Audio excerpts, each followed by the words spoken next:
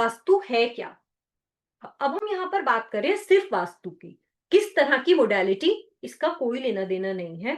जितनी भी तरह की मोडालिटी है वो लोगों ने खुद ही बनाई हुई है कि हमने ये मॉडर्न वास्तु बना दिया है, ये हमने कुछ और तरह का वास्तु बना दिया है, ये हमने एस्ट्रो वास्तु बना दिया है। Actually vastu is vastu.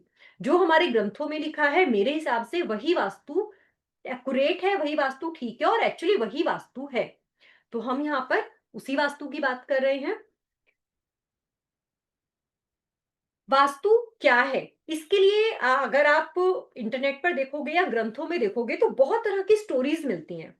अगर हम स्टोरी की बात करें तो एक स्टोरी मैं सुना देती हूँ, बाकी आप गूगल भी कर सकते हो।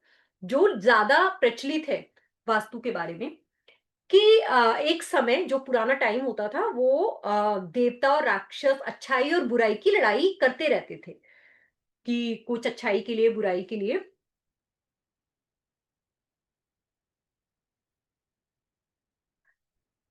तो शक्ति चक्र से डायरेक्शन निकालनी चाहिए या गर्भ विन्यास पद विन्यास से। बिल्कुल गुड टॉपिक, ये हम जरूर डिस्कस करेंगे। मैंने नोट कर लिया है, ये हम जरूर डिस्कस करेंगे। तो वास्तु जो पुराने टाइम में जो राक्षस और देवता होते थे वो अच्छाई और बुराई के लिए लड़ते रहते थे टाइम टाइम पर। तो एक समय ऐसा आया कि देवता और राक्षसों की लड़ाई चल रही थी, बहुत टाइम तक उनका युद्ध चलता रहा, बहुत लंबे समय तक। तो उस युद्ध के दौरान एक समय ऐसा आया कि देवता और राक्षसों का खून और पसीने की बूंद एक साथ एक ही जगह पर गिर गए। तो जहां पर वो खून और पसीना गिरा वहां पर एक महाभूत उत्पन्न हो गया। जो महाभूत उत्पन्न हुआ उसके अंदर बहुत ज्यादा पावर थी, देवताओं वाली पावर भी थी और राक्षस वाली पावर भी थी। और वो महाभूत इतना ज्यादा शक्तिशाली था, इतना पावरफुल था। युवराज सिंह क्वेश्चन आप टाइप कर लो। क्वेश्चन मैं पढ़ रही हूँ, सामने स्क्रीन पर मुझे क्वेश्चन दिखाई दे रहे हैं, आपका जो भी क्वेश्चन है आप लिखते रहो। तो वो इतना पावरफुल था कि वो वहां पर उपस्थित सभी लोगों को खाने लगा, देवताओं को भी राक्षसों को भी। और देवता और राक्षसों ने मिलकर भी उसको कंट्रोल करने की कोशिश की लेकिन वो कर नहीं पाए। जब वो बहुत ज्यादा कोशिश करते रहे और उस कंट्रोल नहीं कर पाए तो सभी देवता और राक्षस इकट्ठे होकर ब्रह्मा जी के पास गए। ब्रह्मा जी से उन्होंने कहा, ब्रह्मा जी से उन्होंने बोला कि हमारा वहां पर एक महाभूत उत्पन्न हो गया है, वो ऐसे ऐसे सारी सृष्टि को नष्ट कर रहा है, आप हमारी हेल्प कीजिए। तो ब्रह्मा जी ये बात सुनकर कुछ देर के लिए सुन्न समाधि में गए। थोड़ी देर के बाद जब वो अपनी समाधि से बाहर आए तो वो बहुत ज्यादा पावर के साथ बाहर आए और उसने उस महाभूत को पकड़कर औंधे मुंह धरती में लिटा दिया। औंधे मुंह मतलब उल्टा, मुंह नीचे सिर ऊपर, ऐसे औंधे मुंह लिटा दिया। और उसी को कहा गया वास्तु पुरुष। वास्तु पुरुष उसको नाम दिया गया। और उस महाभूत के हर एक पार्ट पर, बॉडी के पार्ट पर जितने भी देवी और देवता और राक्षस वहां पर उपस्थित थे उन सबको वहां विराजमान कर दिया गया।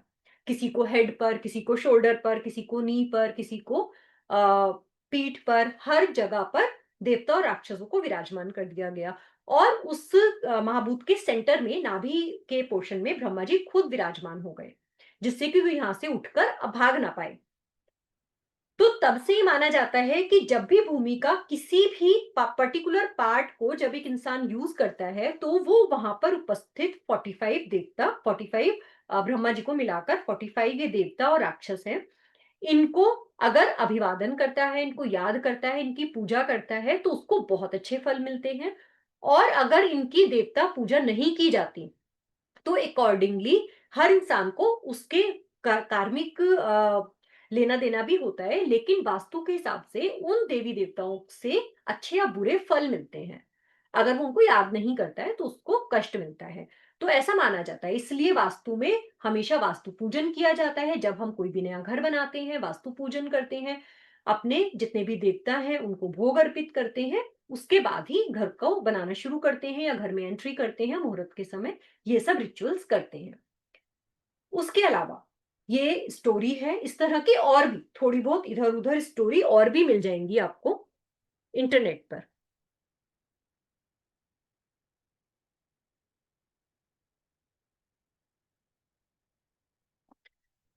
उसके अलावा अब हम बात करते हैं साइंटिफिकली वास्तु क्या है। वास्तु ह्यूमन और नेचर के बीच का coordination, coordination between human and nature. जो हमारा नेचर है, हमारी प्रकृति है और एक इंसान है, उसके बीच में बना हुआ एक सामंजस्य। ऐसा आप लोगों ने सुना ही होगा, आजकल ग्लोबल वार्मिंग बहुत ज्यादा हो रही है। क्यों हो रही है? क्योंकि लोग पेड़ बहुत ज्यादा काटते जा रहे हैं, पानी बहुत ज्यादा वेस्ट कर रहे हैं, इसलिए प्राकृतिक आपदाएं बहुत ज्यादा आ रही हैं।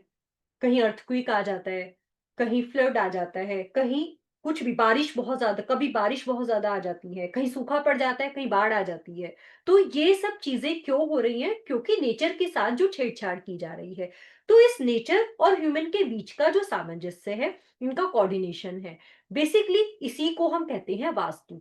जहाँ पर नेचर के साथ कोऑर्डिनेशन अच्छा बना रहता है, इंसान अगर अपने घर को पूरा प्रकृति के हिसाब से बनाए, जो कि आज के टाइम में तो इम्पॉसिबल ही है, क्योंकि वो केवल अपने घर को अगर बना लेगा तो वो अपने कॉलोनी को, अपने शहर को, अपने देश को सब कुछ नहीं कर सकता। सब कुछ उसके कंट्रोल में नहीं है कि जहां वो चाहे वहां पर कूड़ा उस तरह से डले, जितना वो चाहे उतना पानी, जितना वो चाहे उतना पेड़, ऐसा नहीं हो सकता।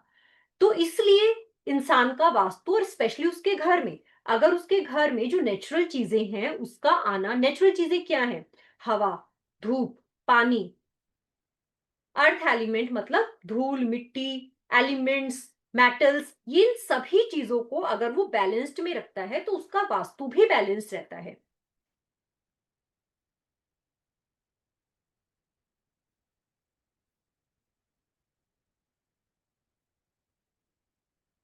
नेक्स्ट, ओरिएंटेशन अकॉर्डिंग टू सन। वास्तु क्या है? जो हमारे ग्रंथों में जितना भी ओरिएंटेशन लिखा है, ओरिएंटेशन का मतलब होता है दिशाओं के हिसाब से हमें क्या चीज कहाँ बनानी चाहिए, इसको हम कहते हैं ओरिएंटेशन। कि हमें साउथ ईस्ट में या आग्नेय कोण में किचन बनाना चाहिए। ये सुना होगा जनरली सबने, ईशान कोण में मंदिर बनाना चाहिए। तो इसको हम कहते हैं ओरिएंटेशन। तो ये सारा ओरिएंटेशन हमारे ग्रंथों में हमारे सन की मूवमेंट के हिसाब से ही डिसाइड किया गया है। सन की मूवमेंट के हिसाब से कैसे? जैसे सन ईस्ट में निकलता है, पूरब में निकलता है, उसका टाइम, जो गर्मी वाला टाइम होता है, मैक्सिमम पीरियड हमारे इंडिया में वही रहता है। तो क्या उसका सनराइज का क्या टाइम होता है? 6, सवा 6, साढ़े 6, गर्मियों में यही टाइम होता है, कभी पौने 6, 6, सवा 6, यही टाइम होता है। तो सन राइजिंग राइजिंग का जो टाइम है, ईस्ट डायरेक्शन, उस समय, उससे लेकर जब हमारा सन रोटेट करता है, रोटेट कर कर कहाँ जाता है? साउथ ईस्ट में। करीब 9-10 बजे साउथ ईस्ट में जाएगा, फिर रोटेट कर कर जाता है साउथ में, साउथ से रोटेट कर कर जाएगा साउथ वेस्ट में। तो इस तरह से जब सन की रोटेशन होती है, उसका मूवमेंट होता है, उसी हिसाब से हमारे वास्तु में हमारी एक्टिविटीज को डिफाइन किया गया है। जैसे 9-10 बजे जब किचन, सूरज आता है हमारा सन साउथ ईस्ट में, तो हम ये कहते हैं कि हमें खाना साउथ ईस्ट में पकाना चाहिए। ईस्ट से पहले जब 6 बजे सूर्य उगा, उससे पहले हमारा सन कहाँ पर था? उससे पहले करीब 4 बजे, साढ़े 4 बजे, 3 बजे हमारा सन कहाँ पर रहा होगा? नॉर्थ ईस्ट में, ईस्ट से पहले। इसलिए हम कहते हैं कि हमें मंदिर बनाना चाहिए नॉर्थ ईस्ट में, क्योंकि हमारे ऋषि मुनियों के हिसाब से, हमारे साधकों के हिसाब से पूजा करने का समय भी ब्रह्म मुहूर्त का ही समय अच्छा बताया जाता है। ब्रह्म मुहूर्त का समय क्या होता है? 2 से 5 बजे का समय। ब्रह्म मुहूर्त का समय रात को, सुबह को 2 से 5 बजे का समय ब्रह्म मुहूर्त का समय, वही पूजा करने के लिए अच्छा बताया जाता है। उसी समय सन हमारा नॉर्थ ईस्ट में होता है। इसलिए हमारे ग्रंथों में लिखा कि हमें पूजा का जो रूम है, पूजा का स्पेस है, वो नॉर्थ ईस्ट में बनाना चाहिए। ईस्ट में, क्योंकि सुबह सुबह जब सूर्य निकलता है तो उसकी जो रेज आती है, उसकी कॉस्मिक एनर्जी आती है, तो ईस्ट में सबसे ज्यादा खुला पोर्शन रखने के लिए बताया गया, या वाटर बॉडी वहां पर बनाने के लिए बताया गया। क्योंकि जो कच्ची जमीन होती है, पेड़ पौधे होते हैं, पानी होता है, वो सबसे ज्यादा सन के एनर्जी को एब्जॉर्व करते हैं। वो सन की एनर्जी को एब्जॉर्व करेंगे, पूरा दिन हमें कॉस्मिक एनर्जी देते रहेंगे, जिससे हमारी हेल्थ अच्छी रहती है, हमारा मन अच्छा रहता है, मन शांत रहता है, उसकी वजह से लोगों के रिलेशंस अच्छे रहते हैं। हेल्थ अच्छी होती है, काम ज्यादा करता है तो उसकी वेल्थ भी अच्छी होती है। इसलिए ईस्ट को खुला रखने के लिए, वहां पर वाटर बॉडी बनाने के लिए बताया गया। अब जब हमारा सन घूमकर साउथ में जाता है, तो क्या होता है? वहां पर उस समय वो इंफ्रारेड रेज देना शुरू कर देता है। इंफ्रारेड रेज देगा साउथ से लेकर साउथ वेस्ट तक। अब जब आएगा तो ये हमारे ग्रंथों में लिखा गया है कि साउथ से लेकर साउथ वेस्ट को हमेशा कवर्ड बनाना चाहिए, वहां पर ओपन एरिया नहीं बनाना चाहिए।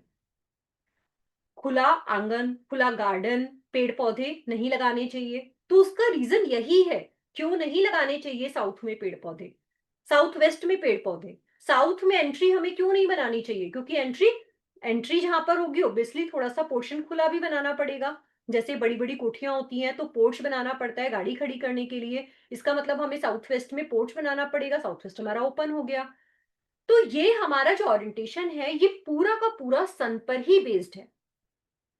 तो हमें जब भी हम वास्तु की बात करते हैं स्पेशली हमें ये ध्यान रखना बहुत जरूरी होता है कि ऐसे घर, ऐसी बिल्डिंग जहां पर सनलाइट अच्छी तरीके से ना आती हो, ऐसे घरों में कभी भी आप कितना भी वास्तु कंप्लायंस उनको बनाओ, कभी भी वहां पर बहुत अच्छे रिजल्ट्स नहीं मिलते।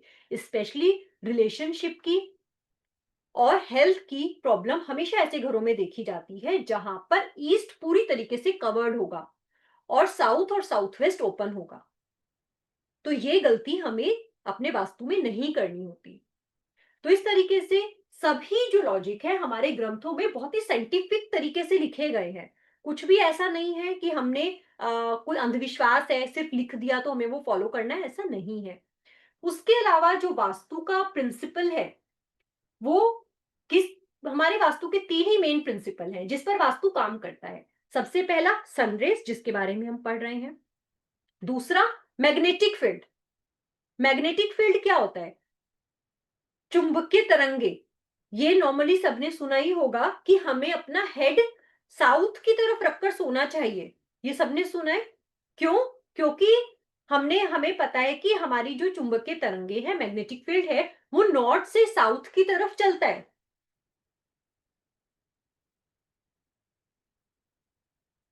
जैसे अगर हमारा ये नॉर्थ है, ये साउथ है, तो हमारा इलेक्ट्रिक फील्ड इस तरीके से चलता है। तो हम क्या कहते हैं, अगर हम साउथ में हेड कर कर सोते हैं तो हमें बहुत अच्छी नींद आती है और कंपेटिवली ज्यादा ऐसे लोग हेल्दी रहते हैं क्योंकि उनको साउंड स्लीप आती है। क्योंकि हमारी जो तरंगे हैं, हमारा जो बॉडी है, हमारी बॉडी भी एक मैग्नेट की तरह काम करती है। हमारा जो हेड है वो हमारा जो साउथ वाला पोल है, हमारा हेड साउथ पोल है। अगर हम अपना हेड नॉर्थ में कर लेते हैं तो क्या होता है, हमारी एनर्जी रिपेल होती है। उससे क्या होता है कि हमें नींद अच्छी नहीं आती, अनईजी फील करते हैं लोग जब नॉर्थ में हेड कर कर सोते हैं।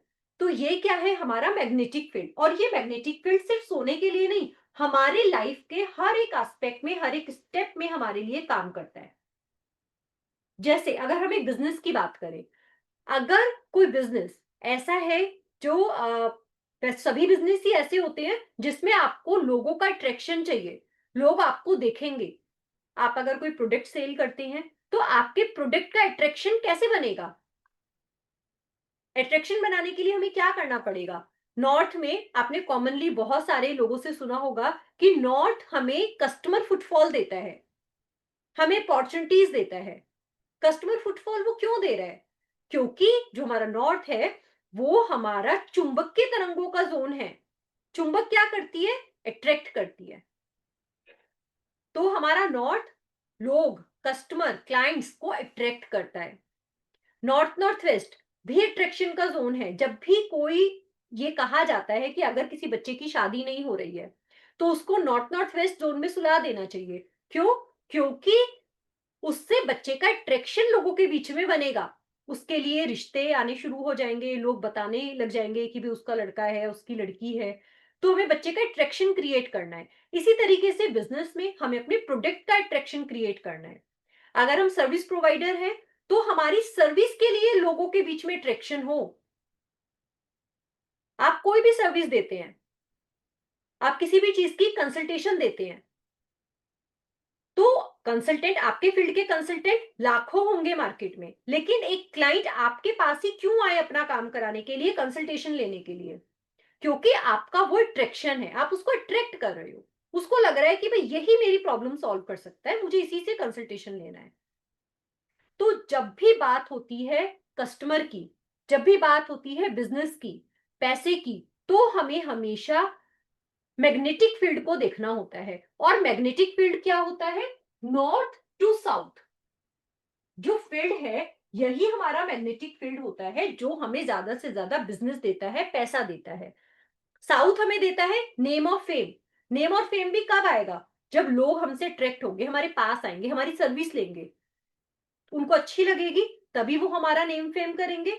घर बैठे कौन नेम फेम करेगा? कोई सिंगर है, वो गाना गाएगा, लोग उसका गाना सुनेंगे, उसको पसंद आएगा, वो बार बार सुनेंगे, वो और भी लोगों को रिकमेंड करेंगे, तो उसका नाम बनेगा, उसका फेम होगा।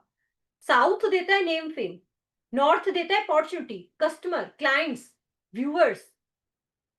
तो नॉर्थ और साउथ हमारे लिए, एक बिजनेसमैन के लिए बहुत ज्यादा जरूरी होता है। इसी को हम कहते हैं मैग्नेटिक फील्ड।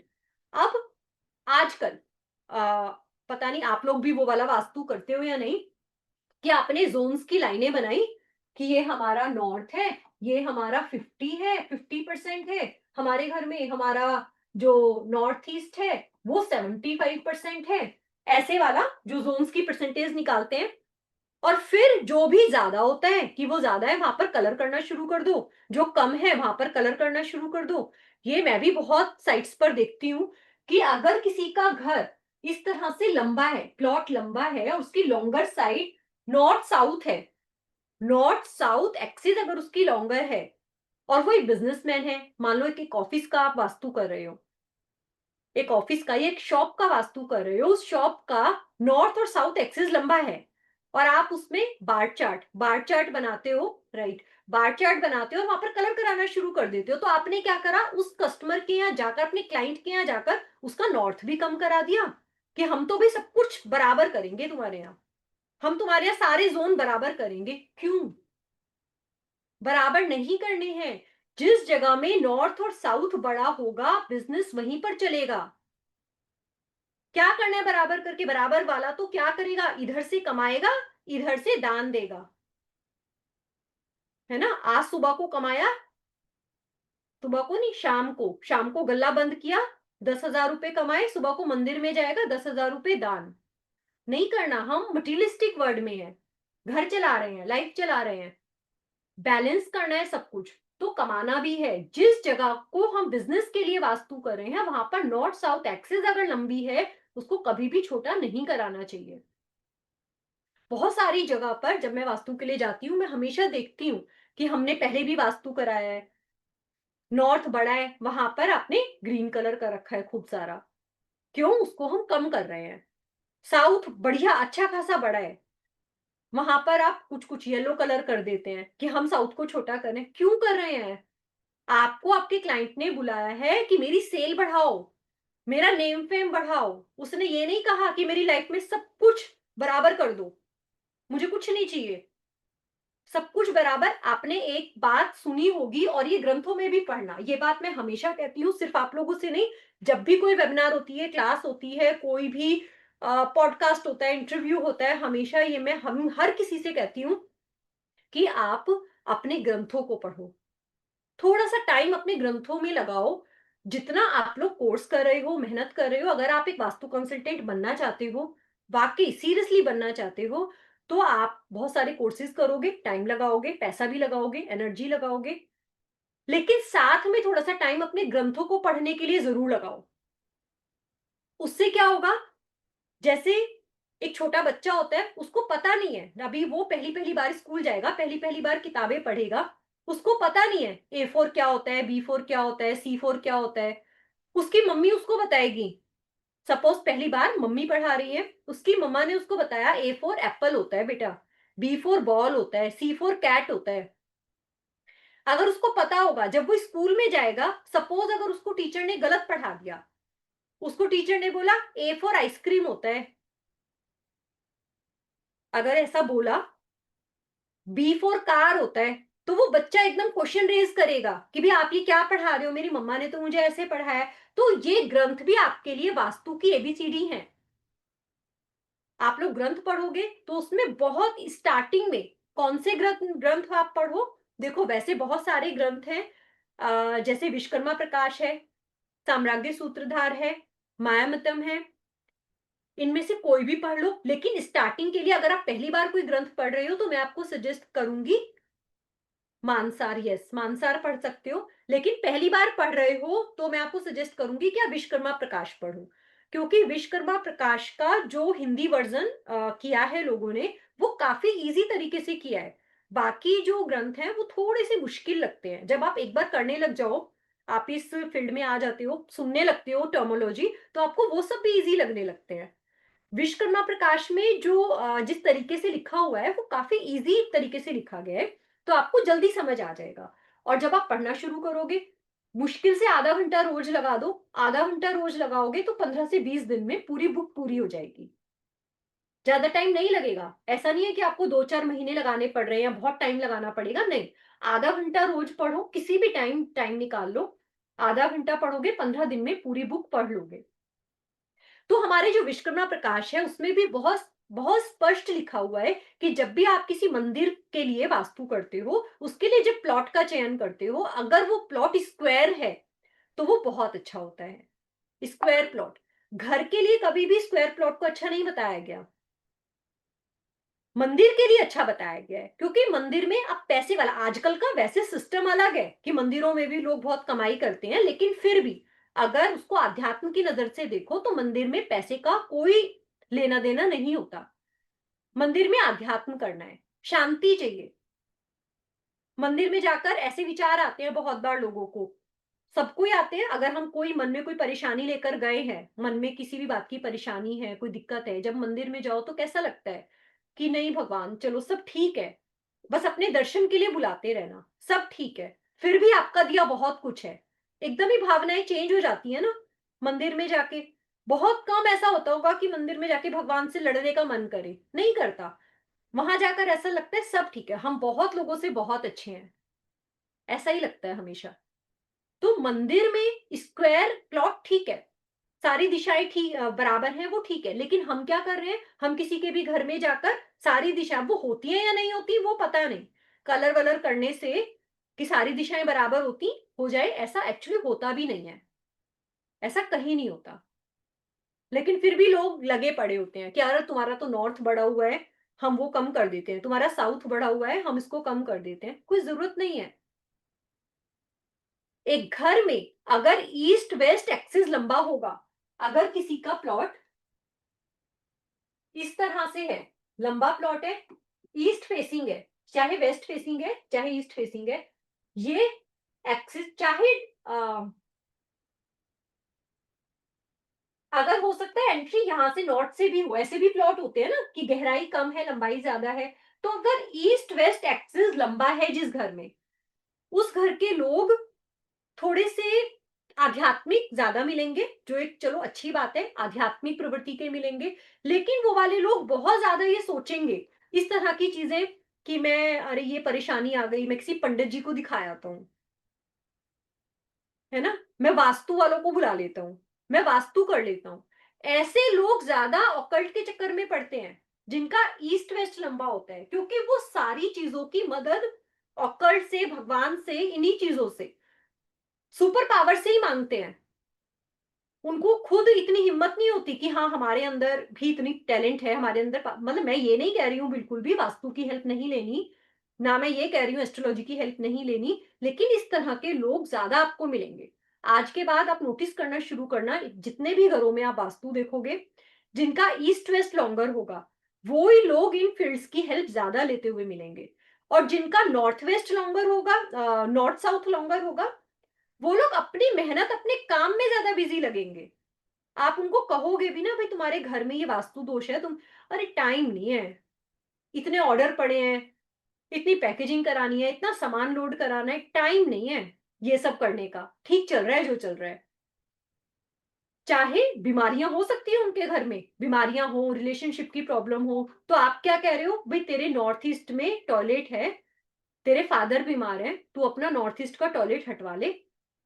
मिलेंगे ऐसे लोग आपको कि तुम अपने नॉर्थ ईस्ट का टॉयलेट हटवा लो, तुम्हारे फादर ठीक हो जाएंगे। वो सामने से क्या कह रहा है, भाई टाइम नहीं है, डॉक्टर देख रहे हैं, दवाई चल रही है, ऊपर वाले पे भरोसा है, हो जाएगा ठीक, क्योंकि वो अपने काम में इतना बिजी है।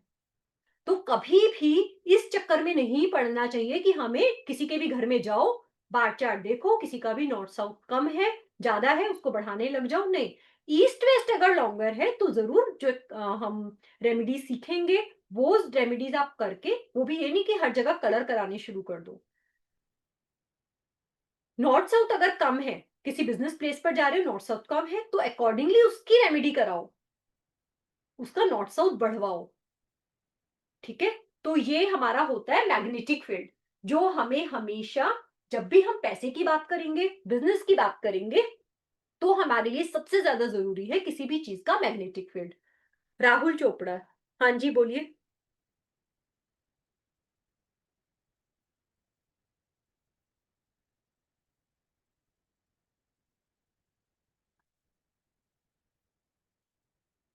राहुल जी अनम्यूट करिए, मैंने कर दिया इधर से। हाँ जी।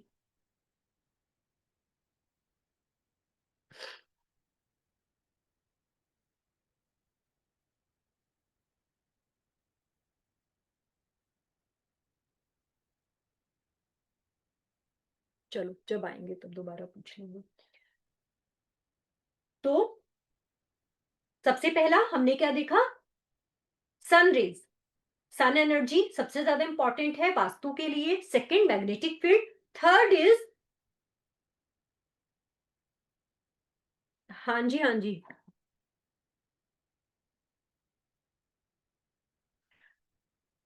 Third is gravitational force. Gravitational force क्या होता है? जो धरती के साथ हमारी चीजें अलाइनमेंट में होती हैं। अलाइनमेंट का मतलब समझते हैं? जैसे हमारी कार के व्हील्स का अलाइनमेंट कराते हैं ना, थोड़े थोड़े दिनों में चलाते हुए ऐसा लगता है कि कार का व्हील का अलाइनमेंट खराब हो गया है। जब अलाइनमेंट हिल जाता है तो कार चलाते हुए बबलिंग सी फील होने लगती है, कार शेक होने लगती है। तो क्या करते हैं हम? फटाफट मैकेनिक के पास रोकते हैं, किसका अलाइनमेंट ठीक कर दो।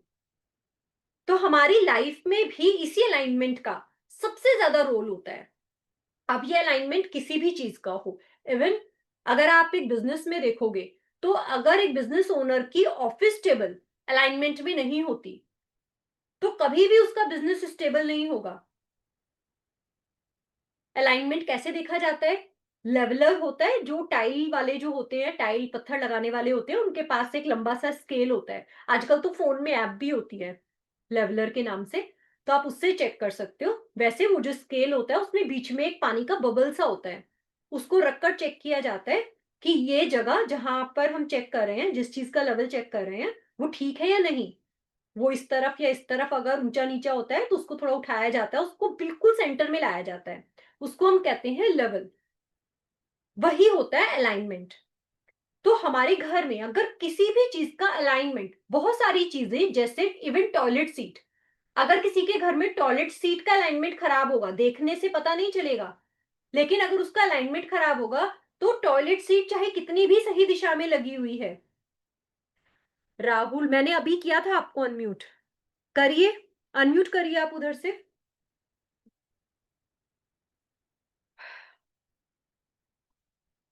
मैम राहुल। सॉरी, उस समय मेरा मेरा चल नहीं रहा था। अभी भी सुन पा रहे हैं आप मेरे को? हाँ हाँ बिल्कुल, बोलिए। सॉरी मैम, आपको इंटरप्ट कर रहा हूँ, लेकिन कुछ क्वेश्चन से आप बोल रहे हैं उस टॉपिक निकल जाएगा, फिर हाँ अनरिलेटेड हाँ, लगे। कोई बात नहीं, पूछे। मैम मैंने अपने घर पे वास्तु कराना था और मैंने किसी को हायर किया। तो जो आप बार ग्राफ वाली चीजें बोल रहे हो, उन्होंने बहुत सारी ऐसी चीजें बताई जो जो मेरे को अनरिलेटेड और अनकन्वेंशनल लग रही थी, तो मैंने कराई नहीं। तो वहीं से मेरे को थोड़ा सा थॉट आया और मैंने पढ़ने की कोशिश करी। मैंने दो लोगों को ज्वाइन करा, पैसे भी दिए, लेकिन मैंने पूरे पैसे नहीं दिए थे, just to check it out कि मेरे को समझ भी आता है या मेरे रिलेशन में। लेकिन मैम सबके सब लोग वो बार ग्राफ वाला मॉडर्न वास्तु यही सब बोलते हैं, और आप मुझे एक नया टर्म आज आपने बताया कि वैदिक वास्तु भी कोई चीज होती है। तो अब ऐसे पता कैसे लगेगा कि कौन सही, कौन कौन गलत? और इस आप, जो अच्छा, आप वेबिनार में लेट आए हो ना? नहीं, मैं शुरू से था आपके साथ में। ठीक है।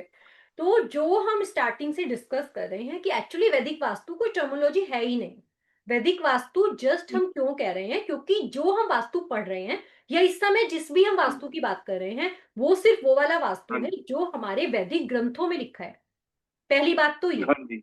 ठीक है। और हाँ। दूसरी बात, जो मैंने कहा, जब आपने ये सोचा है कि मुझे वास्तु सीखना है, मुझे इसकी डेप्थ में जाना है, मुझे इसकी रियलिटी जाननी है, तो सबसे पहला स्टेप आपका यही है कि आप विश्वकर्मा प्रकाश को पढ़ना शुरू कर दो।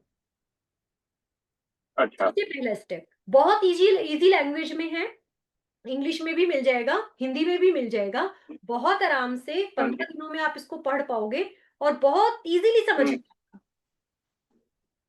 ठीक है? तो अगर आपने सोचा है ओके। कि आप वास्तु को पढ़ना चाहते हो, सीखना चाहते हो, तो सबसे पहले वो सीखो और उससे आपको बहुत सारे आपके डाउट्स क्लियर होंगे। जी। तो आप ये करो। Thank you. और बाकी अगर पढ़ना नहीं चाहते, आपको बहुत सारे लोगों को पढ़ने से उतना समझ नहीं आता ग्रंथ, तो आप हमारे हमारे जो कोर्सेज है वो फॉलो करते रहो। धीरे धीरे आपको सारी चीजें बहुत क्लियर हो जाएंगी। मतलब मेरा कॉन्सेप्ट यही है, जैसे आप जैसे लोग हैं, बहुत सारे स्टूडेंट, अब तो 1000 से ज्यादा स्टूडेंट्स हो गए जो कोर्सेज कर चुके हैं। उनको जितने भी कॉन्सेप्ट क्लियर हुए, उसके बाद जो उन्होंने रेमेडी की, चाहे वो मॉडर्न वास्तु की भी कर रहे हैं, लेकिन करने का तरीका उनको इतना अच्छे से समझ में आ गया कि वो उन्हीं रेमेडीज से बहुत अच्छे रिजल्ट्स लेने लग गए। है ना? तो आपको ओके। समझना चाहिए, जब मन में डाउट आ जाए, और ये बहुत अच्छी बात है कि आपको ये लगे कि हाँ, मुझे ये कन्वेंशन नहीं लग रहा है, मुझे सीखना है, मुझे इसकी डेप्थ में जाना है, ये बहुत अच्छी चीज है। क्योंकि जो ये ऑकल्ट विद्या है, चाहे वास्तु है, चाहे एस्ट्रोलॉजी है, जब तक आप इसको अपनी इच्छा से डेप्थ में जाकर नहीं सीखते ना, तब तक मजा नहीं आता इसको अपनी लाइफ में यूटिलाइज करने का। तो आप सीखो, आपके पास दोनों ऑप्शंस हैं। आप हमारे ग्रुप से जुड़ो, चाहे आप अपने ग्रंथ पढ़ो, उन्हीं से आपको क्लैरिटी। मैम, मैंने न्यूमेरोलॉजी भी पढ़ी है और थोड़ा बहुत कर भी लेता हूँ न्यूमेरोलॉजी भी। और फार्मेसी भी करी है, थोड़ा बहुत वो भी देख लेता हूँ। वास्तु रह गया था तो उसमें इंटरेस्ट है। बाकी मैं ये जानता हूँ कि गुरु के बिना ज्ञान नहीं मिलता। तो करिए, शायद आप आपके साथ करिए, छोटा पड़े। Most welcome. करिए, आप धीरे धीरे कोर्स करिए, आपको बहुत अच्छा लगेगा। मतलब मैंने कोशिश की है कि मैंने जो अपने कोर्सेज डिजाइन किए हैं, बहुत ही सिंपल तरीके से स्टार्ट किए हैं, डिजाइन किए हैं, जो कोई भी, चाहे कोई स्टूडेंट है, हाउसवाइफ है, सबको इजीली समझ में आ जाते हैं। और कोशिश भी मेरी यही होती है कि मैं कंफ्यूज ना करूं, जो भी चीजें हैं, और मैं सारी वही चीजें बताती हूँ जो मैं अपनी साइट्स पर यूज करती हूँ। कोई भी चीज ऐसी नहीं है। देखो, अब इतना काम कर लिया, टचवुड इतना काम कर लिया, अर्न भी बहुत कर लिया, इतनी कोई इच्छा नहीं है कि बहुत सारा इकट्ठा करना है। काफी कुछ कर लिया। तो अब ऐसा लगता है कि अगर मैम, वो हम नहीं भी रहे, तो कितना सारा जो हमने पढ़ा है, जो ज्ञान है, क्या करेंगे? ऊपर वापस जाकर ब्रह्मा जी को देंगे कि हम आपके लिए ये सब पढ़ सही के बात आए? है। कोई जरूरत नहीं है। यहाँ पर जितना मैम, हम एक कर सके। एक क्वेश्चन हो रहा है। मैम, ये जो वास्तु को बहुत सारे लेवल में डिवाइड करके पढ़ाने की बात करते हैं, डिवाइड इसके अंदर करके भी कोई लेवल लेवल मतलब master level, basic level, professional levels level? की लेवल्स की जहां तक बात है, क्या होता है कि बहुत बार लोग, जब पूरा एक साथ कोर्स बताया जाए, तो कई बार लोग पे नहीं कर पाते, या कई बार डर जाते हैं कि हाँ। यार इतना सारा कुछ पढ़ना पड़ेगा, इसमें तो बड़ा टाइम लग जाएगा। तो उस केस में लेवल्स डिवाइड कर दिए जाते हैं कि आप आराम आराम से सीख कर आगे बढ़ो। जहां तक आपको लग रहा है अब मुझे ये समझ में आ गया, अब मैं और आगे जाना चाहता हूँ, है ना? तो उसमें पढ़ने वाले को थोड़ा-सा ये रहता है कि चलो मुझे नहीं समझ में आएगा, तो मैं यहाँ तक ब्रेक कर दूँगा, ना कि एक साथ मैंने लाख 2 लाख रुपए दे दिए और फिर मैं फँस गया। है ना? तो मेरे ख्याल से लेवल्स का ये भी ठीक है, अदरवाइज़ तो जब तक आप बिल्कुल, अगर आपको प्रोफेशनली लेना है, तो जब तक आप पूरी तरीके से नहीं पढ़ते, तब तक आपको प्रोफेशनल प्रैक्टिस में आना थोड़ा मुश्किल होता है। हाँ जी। जी। ठीक है ma'am, thank you so much. Ma'am को आपने सही आंसर दे दिए सारे। Thank you. जी, वेलकम। रविंद्र जी, बस अभी हम एक लास्ट क्वेरी ले रहे हैं ये, फिर हम बाद में आराम से क्वेरीज का टाइम रखेंगे। अभी गुड और इवनिंग। कोई भी good hand evening raise ma'am. नहीं करेंगे। हाँ जी, good good evening. Evening ma'am. Good evening. Madam, आवाज आ रही है? जी, आ रही है सर, बिल्कुल। हाँ मैडम, मैं ये पूछना चाह रहा था कि अ, जैसा जो भी है कंस्ट्रक्टेड होम रहता है जिसमें हम वास्तु करना चाहते हैं, तो वहाँ पे यानी अलग अलग दिशा जो है, जैसा कोई 8 दिशा पढ़ाता है, कोई 16 दिशा पढ़ाता है, तो उसमें वो दिशा फाइंड आउट कैसे करते हैं डिग्री के अकॉर्डिंग? मतलब खाली जगह है तो उसमें तो ठीक है, आते लेकिन हैं, हम इस ऑलरेडी। टॉपिक पर आते हैं। अभी तो हम बहुत बेसिक इंट्रोडक्शन पर ही हैं, जी। आते हैं इस पर। Okay ma'am, thank you. Ji.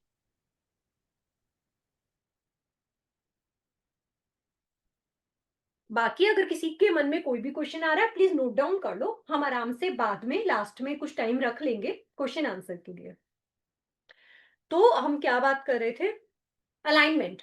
Alignment के लिए जब आपके घर में इवन टॉयलेट सीट अगर अलाइनमेंट में नहीं है, चाहे वो कितनी भी सही दिशा में बनी हुई है, तब भी आफ्टर अ लॉन्ग टाइम जब आप रेगुलर बिना अलाइनमेंट वाली टॉयलेट सीट यूज करते रहोगे, तो आपको स्टमक से रिलेटेड समस्या हमेशा आएगी ही आएगी। अगर आपका बर्नर अलाइनमेंट में नहीं है, तब भी आपको हेल्थ प्रॉब्लम, डाइजेशन से रिलेटेड प्रॉब्लम जरूर आएंगी। एक बिजनेस ओनर अगर उसकी टेबल अलाइनमेंट में नहीं है, तो उसका बिजनेस कभी भी स्टेबल नहीं होगा। इस तरह से जब हम चौखट लगाते हैं, अपने घर का जो डोर बनाते हैं, उसका फ्रेम लगाते हैं, अगर वो अलाइनमेंट में नहीं होगा, तो ऐसे घर का वास्तु कभी भी बैलेंस नहीं होगा। उसके बाद आप कितने भी वास्तु कंसल्टेंट बुलाओगे, बहुत सारी रेमेडीज कराओगे, वो लोग कहेंगे हमने तो अपना बेस्ट कर दिया, पर आपको रिजल्ट्स नहीं मिल रहे, क्योंकि ये अलाइनमेंट हर एक चीज का चेक करना बहुत जरूरी है।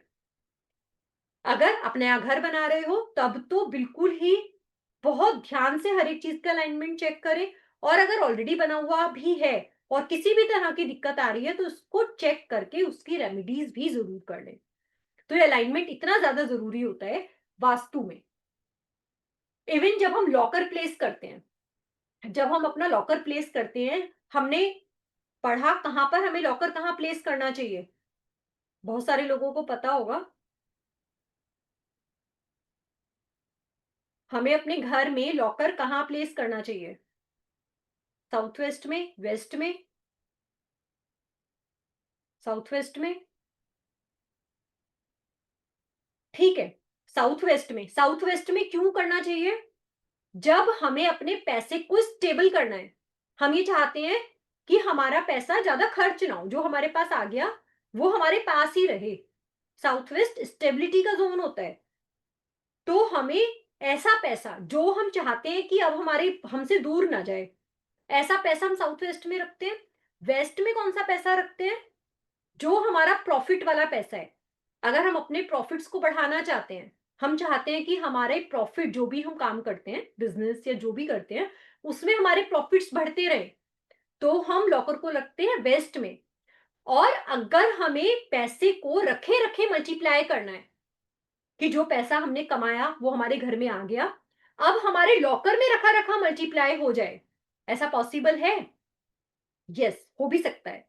अगर आप उसको वेस्ट साउथ वेस्ट में रखते हैं, वेस्ट साउथ वेस्ट में, ये सबसे अच्छा जोन है लॉकर को रखने का, क्योंकि यहां पर आपने जो मेहनत की वो तो कर ली, अब वो पैसा रखा रखा भी मेहनत करेगा, कुछ ना कुछ आपकी लाइफ में ऐसी अपॉर्चुनिटी लेकर आएगा, ऐसे चांसेस लेकर आएगा।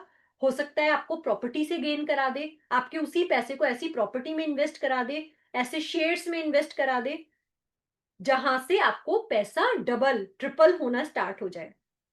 तो ऐसा जोन है वेस्ट साउथ वेस्ट। अब सपोज आपने तीनों ही जोन अच्छे हैं एक तरह से, वेस्ट, वेस्ट साउथ वेस्ट और साउथ वेस्ट, तीनों में से आपने कहीं भी लॉकर रखा है, लेकिन आपका वो लॉकर अलाइनमेंट में नहीं है आपका वो लॉकर अलाइनमेंट में नहीं है, तो उस लॉकर का कोई बेनिफिट नहीं होगा। फिर आप क्या कहोगे? वास्तु वालों ने बताया था साउथ वेस्ट में लॉकर रखो, पैसा कहीं नहीं जाएगा। मेरा तो पैसा 2 महीने में ही उड़ गया। क्यों? क्योंकि आपने उसको अलाइनमेंट में नहीं रखा था। ये बहुत ज्यादा जरूरी है। ज्यादातर लोग क्या करते हैं, अलमीरा होती है, अलमीरा का एक शेल्फ होता है, उसके ऊपर लॉकर रखते हैं। अलाइनमेंट कैसे चेक करना है? अलाइनमेंट का जो लेवलर होता है, अभी मेरे पास लेवलर है नहीं, एक लेवलर नहीं होता है, स्केल सा होता है लंबा सा, आप उसको रखो अपने लॉकर के ऊपर और उसका अलाइनमेंट चेक करो। जब वो जीरो आ जाए, अगर वो ऊपर नीचे हो सकता है जहां जिस प्लेस पर आपने रखा है, और लॉकर कभी भी हमें 2.5 फीट से नीचे नहीं रखना होता, ये बात पता है सबको। लॉकर कभी भी हमें कम से कम 2.5 फीट जो हमारी नेवल हाइट होती है, 2.5 फीट 3 फीट उससे ऊपर ही रखना चाहिए। इस बात को हमेशा आप ध्यान में रखना। तो जब आपने मान लो 3 फीट पर रखा, किसी अलमीरा के अंदर रखा, कोई अलमीरा का शेल्फ होगा उस पर रखा, अब वो शेल्फ अलाइनमेंट में नहीं था, तो आपका लॉकर भी टेढ़ा हो गया।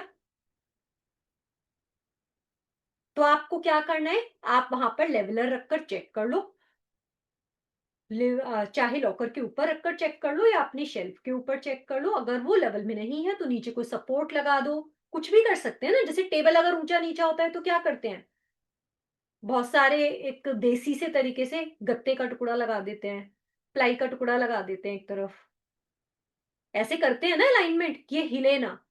तो बस अपने लॉकर को इस तरह से अलाइनमेंट में ही रखना है और हमेशा 3 फीट से ऊपर।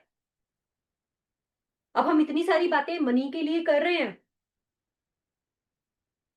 क्योंकि मनी आज की डेट में सबसे नेसेसिटी पार्ट है हमारी लाइफ का। बहुत सारे लोग ऐसा भी बोलते हैं, पैसे का क्या है, ये तो आना जाना है। ठीक है, आना जाना है, लेकिन अगर आएगा ही नहीं तो जाएगा कहाँ? आना भी तो जरूरी है। जाए कोई बात नहीं, जाएगा तो कोई लग्जरी लेकर आएगा, हमारे कोई काम बनाएगा। आना तो जरूरी है। पैसा ही सब कुछ नहीं होता, पैसा सब कुछ नहीं होता, बिल्कुल ठीक है। लेकिन आज की डेट में पैसे के बिना कुछ होता है? पैसे के बिना भी कुछ नहीं हो रहा। तो हमें हमारा वास्तु बिल्कुल बैलेंस्ड रखना है, जिससे कि किसी भी तरह की लाइफ में समस्या पैसे से रिलेटेड कभी ना आए। वैसे तो किसी भी रिलेटेड नहीं आनी चाहिए, हेल्थ से रिलेटेड भी नहीं आनी चाहिए, रिलेशनशिप में भी नहीं आनी चाहिए। लेकिन फिर भी मैं ये फील करती हूँ कि जब हमारी पैसे की समस्या खत्म हो जाती है तो बहुत सारी समस्याएं तो अपने आप ही खत्म हो जाती हैं।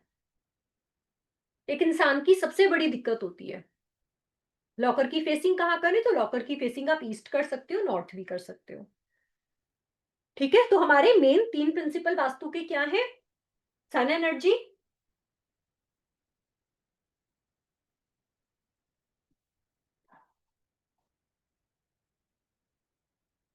सन एनर्जी, मैग्नेटिक फील्ड और हमारा अलाइनमेंट। ये हमारा सबसे इंपॉर्टेंट पार्ट है।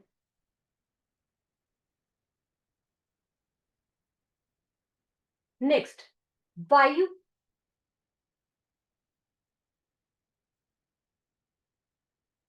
वायु का निर्बाध गति से आवागमन का नाम है वास्तु, मतलब वेंटिलेशन। ऐसी जगह जहां पर वेंटिलेशन अच्छा नहीं होगा, वेंटिलेशन समझते ही हैं कि हवा आए आर पार चली जाए, उसको बोलते हैं वेंटिलेशन। जिस घर में वेंटिलेशन अच्छा नहीं होता, ऐसी जगह में कभी भी वास्तु ठीक नहीं होता। कभी भी ऐसी जगह की एनर्जीज अच्छी नहीं होगी, स्पेशली उस जगह पर रिलेशनशिप, मेंटल हेल्थ, ये कभी भी ठीक नहीं रह सकती जिस जगह पर वेंटिलेशन अच्छा नहीं होगा। और अगर एक बिजनेस की बात करें, तो एक बिजनेस के लिए अगर फैक्ट्री है, फैक्ट्री में अगर आपका वेंटिलेशन अच्छा नहीं है, तो आपको ऑर्डर्स की प्रॉब्लम, रिपीट ऑर्डर्स की प्रॉब्लम कि आपके कस्टमर रिपीट नहीं होते। हमेशा आपको ये प्रॉब्लम देखने के लिए मिलेगी कि हमसे जो कस्टमर एक बार सामान ले जाता है वो दोबारा नहीं आता। क्यों नहीं आता? क्योंकि उसकी भावनाएं आपके साथ नहीं जुड़ती, क्योंकि आपके यहाँ तो वेंटिलेशन ही अच्छा नहीं है।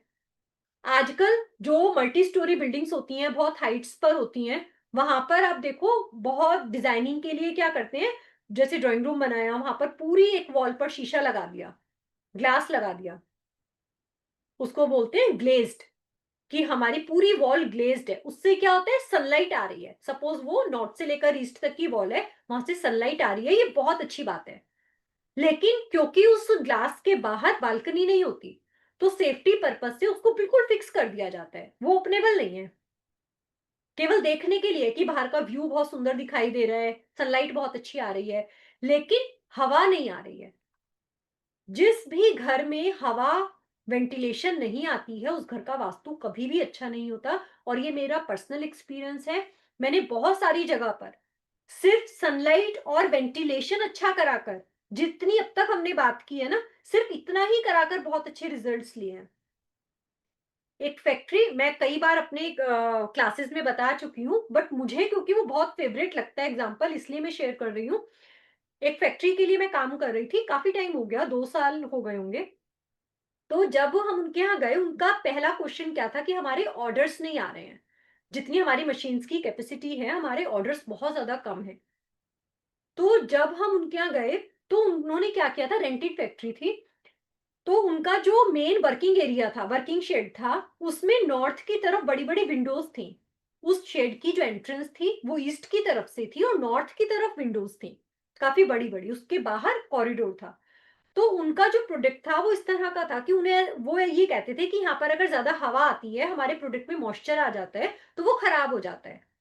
वो आगे पैकेजिंग नहीं होता, मतलब रिजेक्ट हो जाता है, मॉइस्चर नहीं आना चाहिए। तो उन्होंने क्या किया हुआ था, अपनी नॉर्थ की सारी विंडोज़ बंद करा दी थी। प्लाई लगवाकर लकड़ी लगवाई हुई थी। परमानेंट बंद कि लड़के खुली छोड़ देते हैं, मॉइस्चर आ जाता है, तो हमने इसको परमानेंट बंद करवा दिया है। तो अब उस शेड के अंदर केवल ईस्ट से जो एंट्री हो रही थी, केवल वही ओपनिंग थी। उसके अलावा तीनों तरफ नॉर्थ में, साउथ में, वेस्ट में कहीं कोई ओपनिंग नहीं थी। जो ऊपर एग्जॉस्ट फैन लगते हैं टीन शेड में, वो तो थे, लेकिन दीवारों में कहीं भी कोई वेंटिलेशन नहीं था। तो और भी बहुत सारे वास्तु दोष थे, मैं ये नहीं कहूंगी कि केवल यही था, लेकिन सबसे पहला स्टेप हमने क्या किया वहां जाके, हमने उनकी ये जो छोटी छोटी सी चीजें थी, सनलाइट, अलाइनमेंट, और सबसे पहले हमने उनको वो विंडोज खुलवाई कि आप ये विंडोज खोल दो, भले ही आपका मॉइस्चर आता है, काम तो आपका फिर भी नहीं चल रहा। आप ये कह रहे हो ऑर्डर ही नहीं है, तो मॉइस्चर किस में आएगा? तो फिलहाल के लिए आप ये विंडोज खोल दो और मॉइस्चर का कुछ और प्रबंध सोचो। तो उन्होंने बाद में सोचा कि उन्होंने छोटे-छोटे हीटर्स लगा लिए। बाद में उन्होंने ऐसा वो प्रोविज़न किया कि जिससे मॉइस्चर ना आए। लेकिन उस समय के लिए जब वो खुलवाया और उनको हमने ये बोला कि आप 1 डेढ़ महीना बस आपको यही करना है। कुछ वहाँ पर हवन करा दिया, वास्तु पूजा करा दी, धुनी करा दी, ये सब चीज़ें कराई और उनको बोला 1 महीने के लिए आपको बस यही रोज़ करना है। एक छोटा-सा हवन करना है, धूप जलानी है, पीली सरसों डालनी है, इसके अलावा कुछ नहीं करना। हम 1 महीने बाद करेंगे, क्योंकि अगर क्लाइंट को ये कह दोगे भई आपने इतनी सारी फीस ली है, आप तो बस ये खिड़कियाँ खुलवा कर चले गए, खुश नहीं होगा ना वो, उसको लगेगा हमें तो बेवकूफ़ बना दिया। तो उनको कहना पड़ा कि हम कराएँगे, 1 डेढ़ महीने बाद कराएँगे, अभी के लिए आप ये करो। पहले यहाँ की एनर्जी बहुत डिस्टर्ब है, आप ये दरवाज़े-वरवाज़े खोल के एनर्जी सही करो, फिर हम आगे की रेमेडीज़ कराएँगे। तो उन्होंने बोला ठीक है। 1 डेढ़ महीना वो ये सब करते रहे, खिड़की-विड़की खुलवा ली, पेंट कराया, जो भी हमने उनको बताया छोटी-मोटी चीज़ें ये कराई। और डेढ़ महीने के बाद जब उनसे बात हुई, तो तब उन्होंने क्या कहा कि आप करा दो, आप रेमेडी करा दो, लेकिन 1 महीना रुक जाओ। 1 महीने बाद कराना, इस समय हमारे पास इतने ज़्यादा ऑर्डर हैं कि हम इस समय आपके काम कराने के लिए आप कोई भी, उनको लगा कि हम फिर आएँगे, फिर कुछ तोड़-फोड़ ना बता दें। तो उन्होंने कहा 1 महीना रुक जाओ, हमारे हाथ में बहुत ज़्यादा ऑर्डर हैं, पहले हम इनको निपटा लें, फिर करना आप अपना काम। तो एक्चुअली तो हमें यही करना था। हम तो चाहते थे इन्हें पूरे साल बिल्कुल टाइम ही ना मिले रेमेडी कराने का। तो ये जो छोटी-छोटी चीज़ें हैं, यही एक्चुअली वास्तु है कि आप अपनी बैलेंसिंग करो, एनर्जीज़ अच्छी करो, इस चक्कर में बिल्कुल भी मत पड़ो कि यहाँ पर ये लाइन लंबी है, ये लाइन छोटी है। हाँ, ठीक है, टॉयलेट-वॉयलेट गलत दिशा में है, वो ज़रूर ट्रीट करने ज़रूरी हैं। मैं ये नहीं कहूँगी कि ओरिएंटेशन पर हमें बिल्कुल ध्यान नहीं देना, लेकिन ज़्यादा जो हमें फ़ोकस करना है, अपनी मेन बेसिक चीज़ों पर करना चाहिए। तो वेंटिलेशन हमारी लाइफ़ में बहुत ज़्यादा ज़रूरी है, चाहे हम घर की बात करें, चाहे वर्क प्लेस की बात करें, वेंटिलेशन बहुत ज़्यादा ज़रूरी है। वो ज़रूर होना चाहिए हर एक घर में, जहाँ पर वेंटिलेशन नहीं होगा, वहाँ पर कभी भी जितना आप एक्सपेक्ट करते हैं अपनी लाइफ़ में ग्रोथ, वो नहीं हो सकती। Next, relations. वास्तु ऐसी संरचना का निर्माण करता है जिसमें अपने मन और भावनाओं पर नियंत्रण भवन के द्वारा होता है। ऐसा आपने कभी सुना है? बहुत बार सुना होगा कि एक इंसान ने अपना घर चेंज किया और उसका बिहेवियर ही चेंज हो गया। कई बार बहुत अच्छा हो गया कि वो बहुत गुस्सैल था, बहुत एनोइंग था, वो अपना घर जब से उसने चेंज किया है वो बहुत शांत हो गया, बहुत अंडरस्टैंडिंग हो गया। और एक इंसान जो बहुत शांत था, एक नई जगह पर जाकर वो बहुत एग्रेसिव हो गया। वो हर टाइम चिड़चिड़ करता रहता है, हर चीज़ में इरिटेट होता रहता है, या उस घर में जाकर आलसी हो गया।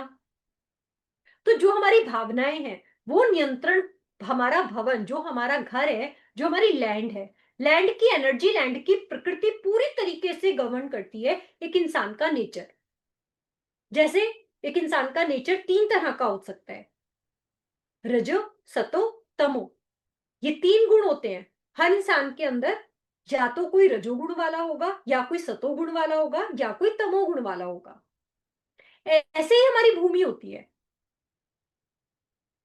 जब हमारी भूमि को हम देखते हैं किसी भी प्रोविजन के लिए, जैसे हम रहने के लिए भूमि को देखेंगे, तो हमें सतव गुण वाली भूमि चाहिए होती है। एक भूमि जहां पर एक इंसान को निवास करना है, रहना है, तो हमें सतोगुण वाली भूमि चाहिए। एक ऐसी भूमि जहां पर हमें फैक्ट्री लगानी है। फैक्ट्री का काम क्या है?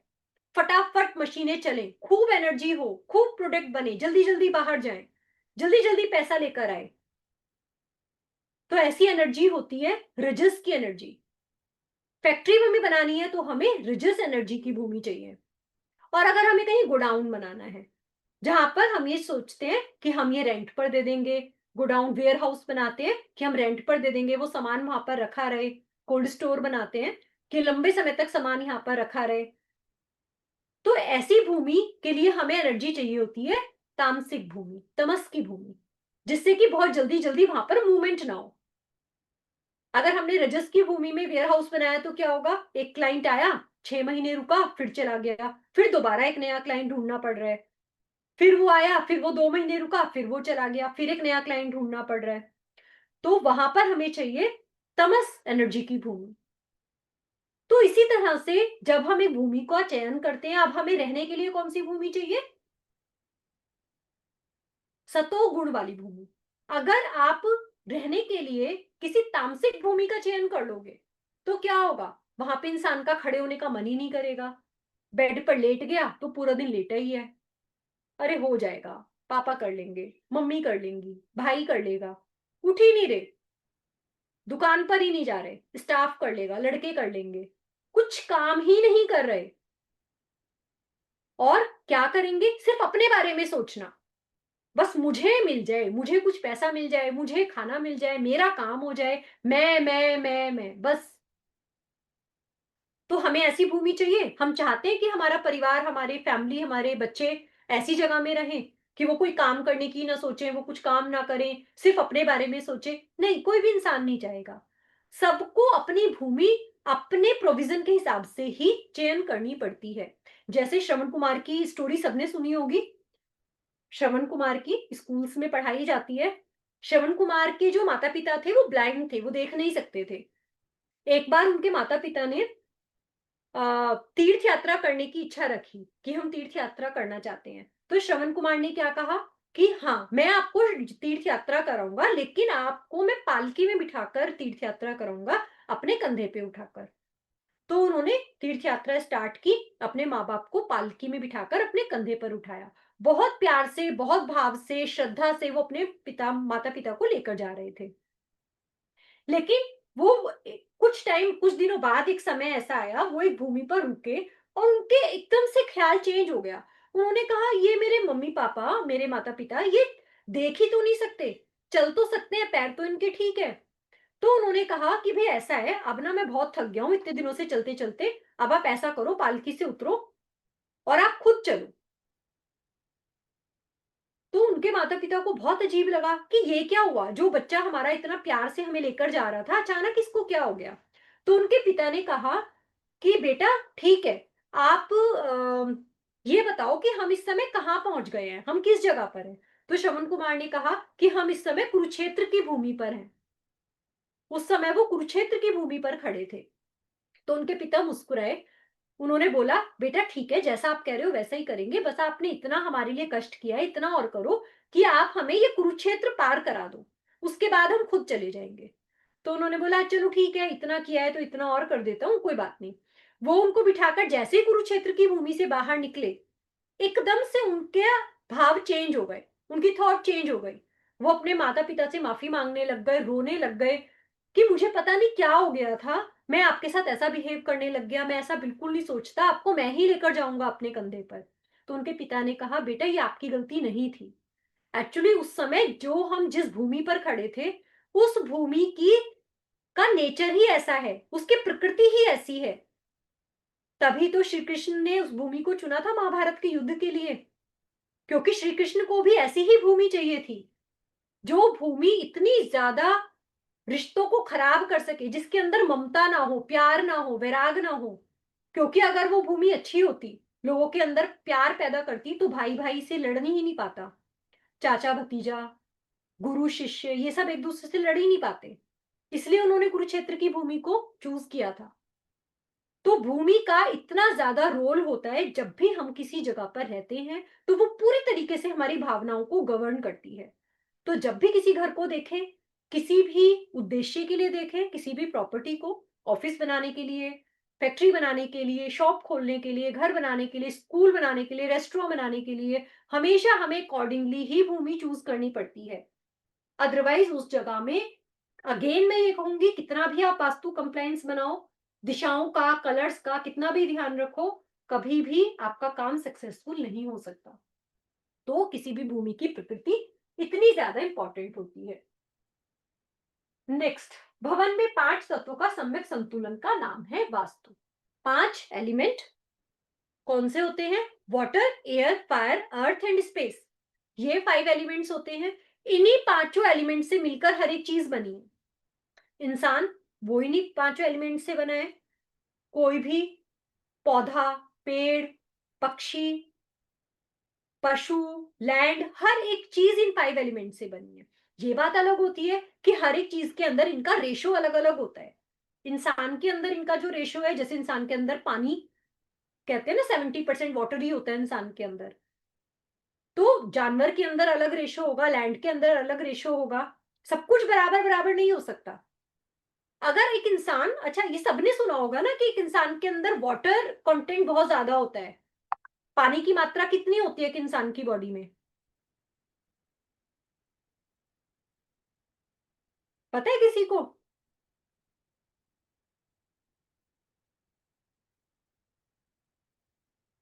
70%। आपसे पता है क्यों पूछ रही हूँ? जिससे मुझे पता चल जाए सो तो नहीं गए आप लोग। ठीक है, 70%। अब हम क्या कह रहे हैं कि एक इंसान की बॉडी में 5 एलिमेंट है, इनको बराबर कर दो। 5 एलिमेंट को बराबर बराबर कर दो, तो वो इंसान चल पाएगा, जी पाएगा, कुछ भी काम कर पाएगा?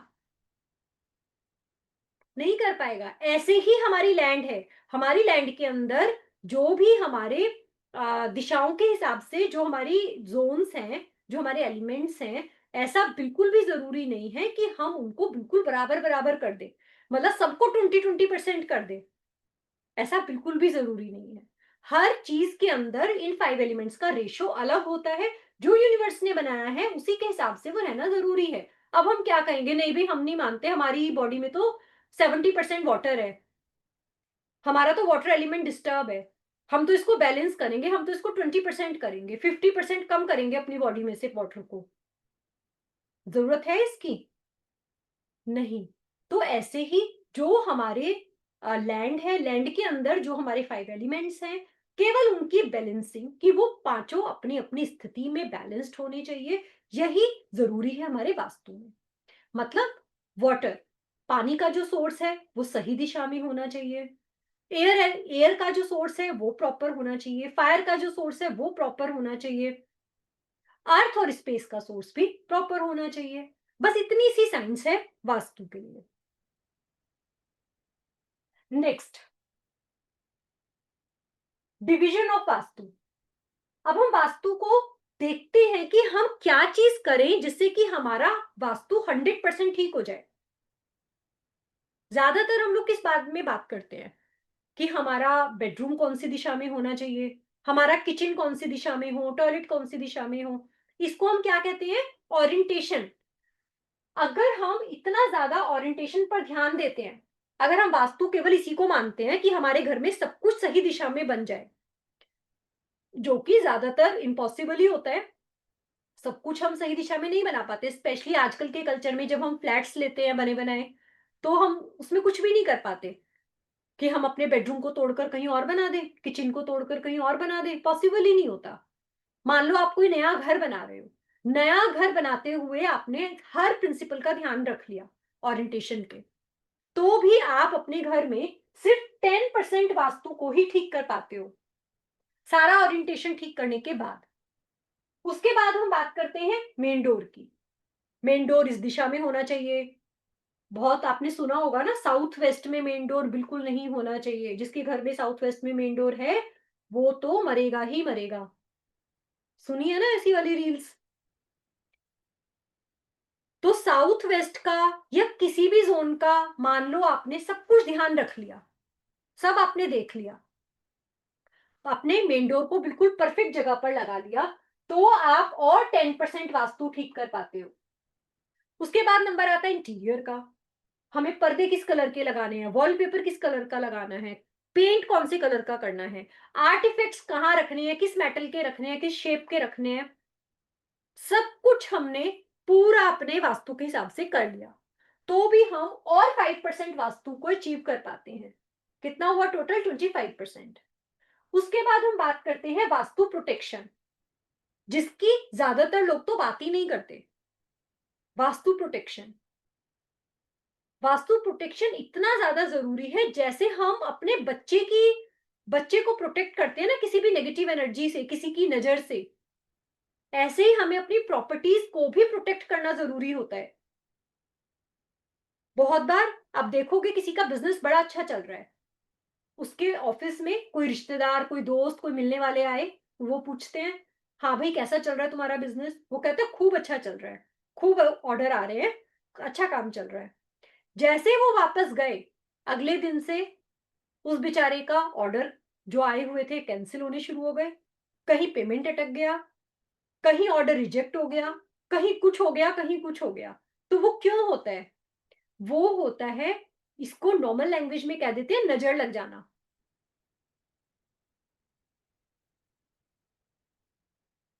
नजर लग जाना, नजर लग जाना एक्चुअली क्या होता है? किसी भी नेगेटिव एनर्जी का आपके ऑरा के अंदर एंटर कर जाना। तो अपने आप को, अपने बिजनेस को, अपनी प्रॉपर्टी को हमेशा ऐसी नेगेटिव एनर्जी से बचाना जरूरी होता है। उसको हम कहते हैं वास्तु प्रोटेक्शन। जब भी आप नया घर बनाते हो, आपको वास्तु प्रोटेक्शन बहुत जरूरी करना ही चाहिए। बहुत सारे लोग आपके घर में आते हैं, आपने बड़ा सुंदर घर बनाया है, अब वो ऊपर से बोल रहे हैं बड़ा सुंदर बनाया है, अंदर उनके क्या एनर्जी चल रही है, क्या थॉट चल रहे हैं, आपको नहीं पता। तो आपको अपनी प्रॉपर्टीज को जरूर वास्तु प्रोटेक्ट करना चाहिए, नेगेटिव एनर्जी से प्रोटेक्ट करना चाहिए। मान लो आपने सब कर लिया, पूरी तरीके से अपनी प्रॉपर्टी को प्रोटेक्ट किया है, तो और आपने अचीव किया 5%। ये सारी चीजें करके आपने कितना वास्तु कंप्लीट किया अपना? 30%। तो बाकी 70% क्या है? बाकी 70% होता है लैंड एनर्जी। जिस घर में, जिस जगह में लैंड एनर्जी बहुत अच्छी होगी, उस जगह में थोड़े बहुत वास्तु दोष भी ऐसे लोगों को इफेक्ट नहीं करते। बहुत सारी चीजें आपने सुनी होगी, इस दिशा में अगर आप किचन बनाओगे तो ऐसा हो जाएगा। साउथ साउथ ईस्ट में अगर आपने टॉयलेट बना दिया तो क्या होगा? आपका कैश फ्लो खराब हो जाएगा, आपके पास तो पैसा ही नहीं आएगा। नॉर्थ ईस्ट में आपने गेट बना दिया तो आपका तो घर में कुछ भी अच्छा नहीं होगा, बीमारियां बहुत आएंगी। बहुत जब आप इस फील्ड में आओगे तो आप इस तरह के बहुत सारे केसेस देखोगे कि वो खूब सारे वास्तु दोष होने के बाद भी एक इंसान बहुत ग्रो कर रहा है, पैसे की कोई दिक्कत नहीं है उसके पास, रिलेशंस उसके बढ़िया हैं, क्योंकि जहां पैसा होता है रिलेशन ज्यादातर अपने आप ही अच्छे हो जाते हैं। हेल्थ, हेल्थ भी अच्छी है, कोई मेजर कोई प्रॉब्लम नहीं है, छोटी मोटी बीमारी, क्योंकि जब पैसा होता है बेस्ट टू बेस्ट डॉक्टर के आ जाते हैं, बढ़िया से बढ़िया अपनी केयर करते हैं, अच्छा खाते पीते हैं, बढ़िया लाइफस्टाइल, तो किसी तरह की कोई समस्या नहीं है। क्यों नहीं है भाई? इसके घर में तो बड़ा वास्तु दोष है। मेरे एक दोस्त के तो घर में साउथ ईस्ट में टॉयलेट है, उसका तो बहुत पैसा अटक गया, उसका तो पैसा लोगों ने लेकर मार लिया, वो तो पैसे ही वापस नहीं दे रहे। तो ये सारा डिफरेंस होता है लैंड एनर्जी का। जिस जगह में लैंड एनर्जी बहुत अच्छी होती है, वहां पर बहुत सारे वास्तु दोष आपको इफेक्ट ही नहीं करते। तो वैदिक वास्तु सबसे पहले काम करता है लैंड की एनर्जी पर, कि लैंड की एनर्जी अच्छी होनी चाहिए। नई लैंड ले रहे हैं तो उसके एनर्जी को चेक करके, उसकी प्रकृति को चेक कर ही लैंड ली जाए। और किसी एग्जिस्टिंग बिल्डिंग की बात कर रहे हैं, एग्जिस्टिंग प्रॉपर्टी की बात कर रहे हैं, तो वहां पर सबसे पहले काम किया जाए उस जगह की लैंड एनर्जी अच्छी करने के लिए, जिससे कि वहां के वास्तु दोष उनको इफेक्ट करने बंद कर दें।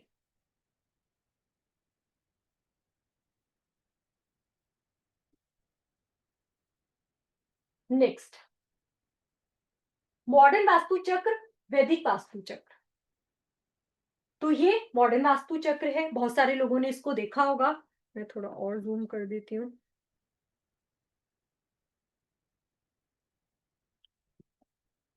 ये चक्र बहुत सारे लोगों ने देखा होगा। कैसे यूज करते हैं इसको भी हम बात करेंगे, कि जो हमारी डायरेक्शन होती है प्लॉट की, जो डिग्री होती है उससे इसको अलाइन करके सेट किया जाता है, उसके हिसाब से हम डिग्रीज को मार्क करते हैं। तो जब हम इस चक्र को देखें तो इसके हिसाब से जो एक लैंड का पद विन्यास है, लैंड का डिवाइडेशन है, वो इन लोगों ने, जिन्होंने भी डिजाइन किया, उन्होंने इसको, इसका बेस बनाया 8x8 पार्ट पद विन्यास को। 8x8 का मतलब क्या हुआ? जब एक प्लॉट है तो उसको वर्टिकली 8 पार्ट में डिवाइड करें और हॉरिजॉन्टली 8 पार्ट में डिवाइड करें। उसके हिसाब से इस चक्र को डिजाइन किया गया है। जबकि हमारे ग्रंथों में बहुत स्पष्ट शब्दों में लिखा है कि जब भी हम किसी पर्सनल उद्देश्य के लिए, किसी इंसान के पर्सनल उद्देश्य के लिए किसी बिल्डिंग को डिजाइन करेंगे तो हमेशा वहां पर 9x9 पद विन्यास को ही यूज किया जाएगा। 9x9, 9x9 का क्या मतलब हुआ? 9 पार्ट में डिवाइड करेंगे, पहले वर्टिकली फिर हॉरिजॉन्टली। उसके हिसाब से जब हम चक्र बनाते हैं तो हमारा ये चक्र बनकर आता है। इसमें और इसमें क्या डिफरेंस है? जैसे आप इसको देखोगे नॉर्थ को, इस चक्र में जब आप नॉर्थ को देखते हो तो इसमें दो देवतास का एनर्जी फील्ड आता है, N4 और N5। दो देवतास, अब ये देवतास हैं N4 N5, हमने अपनी कन्वीनियंस के लिए लिखा हुआ है। ये जो N4 और N5 हैं ये हमारे भल्लाट और मुख्य देवता हैं।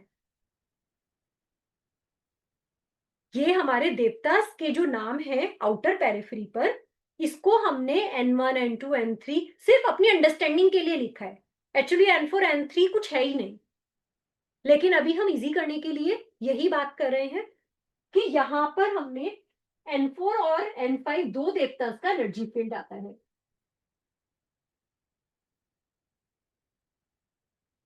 सॉरी, ये मैंने मुख्य गलत बोल दिया, सोमा, भल्लाट और सोमा, ये यहाँ पे देवतास का नाम लिखा है N4 N5। और इसके हिसाब से जब हम देखते हैं नॉर्थ को, तो इसमें हमारा आधा N4, पूरा N5 और आधा N6, ये तीन देवतास का एनर्जी फील्ड आता है एक एक जोन में। इसके हिसाब से दो दो देवतास का एनर्जी फील्ड आता है और वैदिक चक्र के हिसाब से तीन तीन देवतास का एनर्जी फील्ड आता है। ये डिफरेंस आता है जब हम 8x8 पद विन्यास की बात करते हैं और 9x9 पद विन्यास की बात करते हैं। और ये पद विन्यास हमारे लिए क्यों जरूरी है? अगर आप देखोगे,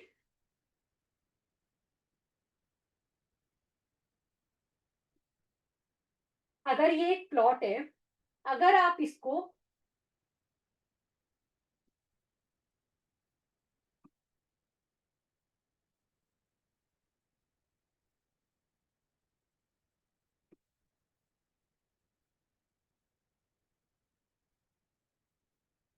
जब हम इसको 9x9 पार्ट में डिवाइड करते हैं, तब आप इसमें आउटर में देखो 1 2 3 4 5 6 7 8, फिर 1 2 3 4 5 6 7 8, 1 2 3 4 5 6 7 8, 1 2 3 4 5 6 7 8। इस तरीके से आउटर पेरिफेरी में 8-8 देवता का एनर्जी फील्ड आता है जब हम 9x9 पद विन्यास की बात करते हैं। और ये क्या कहता है मॉडर्न चक्र, कि हमें 8x8 पार्ट में डिवाइड करना चाहिए।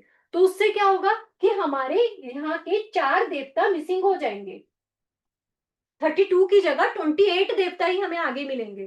तो हमारे 4 देवता तो बेचारे मिसिंग ही हो गए। जो 4 देवता मिसिंग होंगे वो हमारी लाइफ में कोई रिजल्ट ही नहीं देंगे, फिर हमारी लाइफ तो झूलती रहेगी। आइए बात समझ में कि हमें 9x9 पद विन्यास पर ही काम करना चाहिए और जो हमारे चक्र है ये 9x9 का ही है। जब भी हम एंट्रेंस की बात करते हैं, N1 N2 E1 E2 ई समथिंग, तो ये सब हमारे ये 8 देवता ही है। नॉर्थ के 8 देवता, ईस्ट के, साउथ के, वेस्ट के, ये 8 देवता ही हैं जिनको हम W1 W2 S1 S2 इनके नाम से संबोधित करते हैं। क्वेश्चन युवराज जी, हाँ बोलिए, मैं अनम्यूट कर देती हूँ, हैंड रेज करिए। युवराज सिंह हैंड रेज करिए, आपको अनम्यूट कर देंगे यहां से।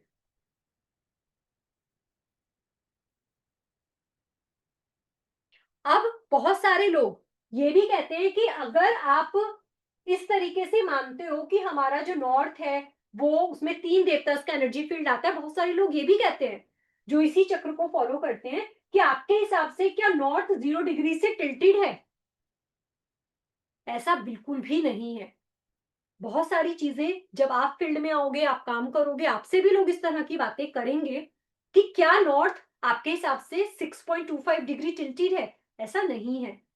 नॉर्थ तो नॉर्थ की जगह ही रहेगा, 0 डिग्री पर ही रहेगा, लेकिन जो हमारे देवतास का एनर्जी फील्ड है वो जरूर टिल्टेड है।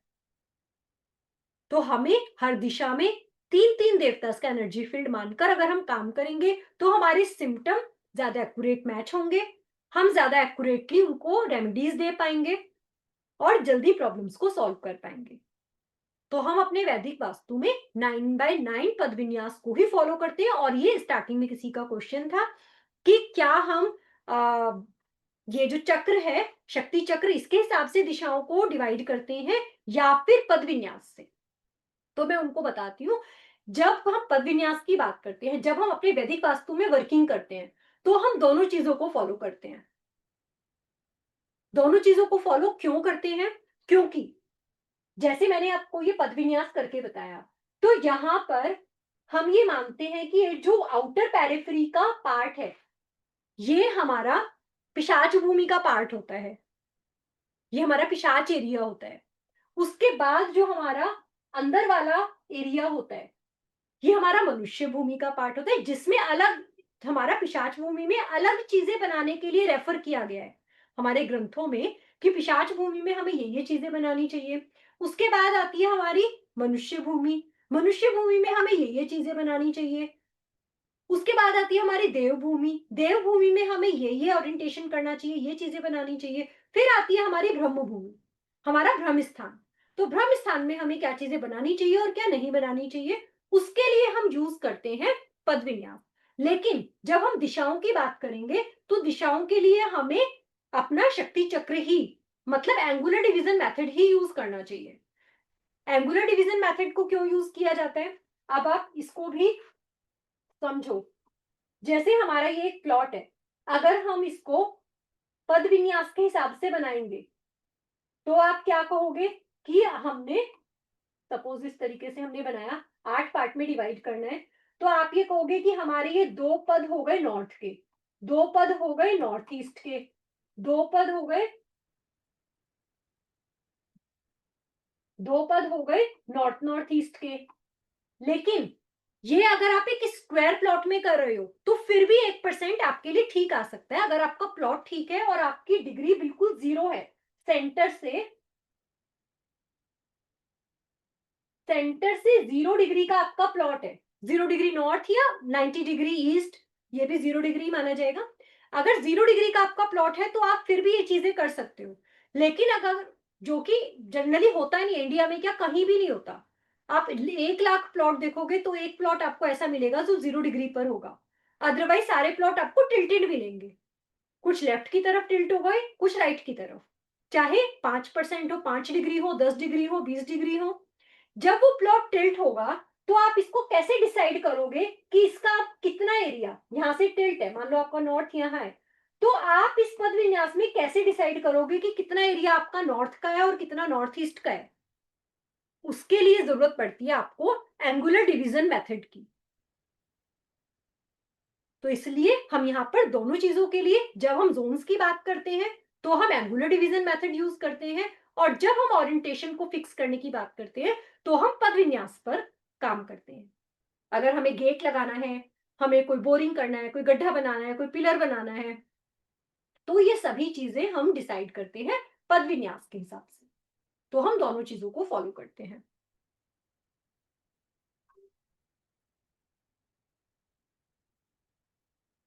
So Vedic Vastu is the purest form of Vastu. वैदिक वास्तु जो फॉर्म है, जो हमारे ग्रंथों में लिखी है, वो ही हमारे हिसाब से, जो अगर आप उसको फॉलो करते हैं तो वो एक प्योरेस्ट फॉर्म है। जैसे कुछ चीजें कभी नहीं बदलती, चाहे मॉडर्न, कितना भी जमाना मॉडर्न हो जाए, कितनी भी चीजें, हमारा लाइफस्टाइल चेंज हो जाए, कुछ चीजें जो हमारी हैं, ट्रेडिशनल हैं, वो हमेशा वही रहेंगी। युवराज सिंह क्वेश्चन, हाँ जी। आप हैंड रेज कर लिया करो ना, तो मुझे ऊपर दिखाई दे जाता है। अब आपका नाम मुझे दिखाई नहीं दे रहा ना इसमें। Yuvraj Singh, hand raise hand raise कर लीजिए।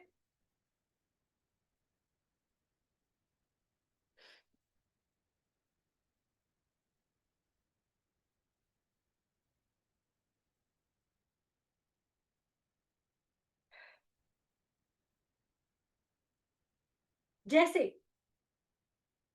अब से हजारों लाखों साल पहले भी, जब जब एक लड़का लड़की की शादी होती थी, तो हमारा एक ट्रेडिशन है कि हम अग्नि के ही 7 फेरे लेते हैं। अग्नि के 7 फेरे लिए जाते थे। आज भी हम अग्नि के ही 7 फेरे लेते हैं। ऐसा कोई करता है कि हमने रूम हीटर चलाया, ब्लोअर चलाया और उसके फेरे लेने शुरू कर दिए? हीट तो उसमें भी आ रही है। इंडक्शन जलाया और उसके 7 फेरे लेने शुरू कर दिए।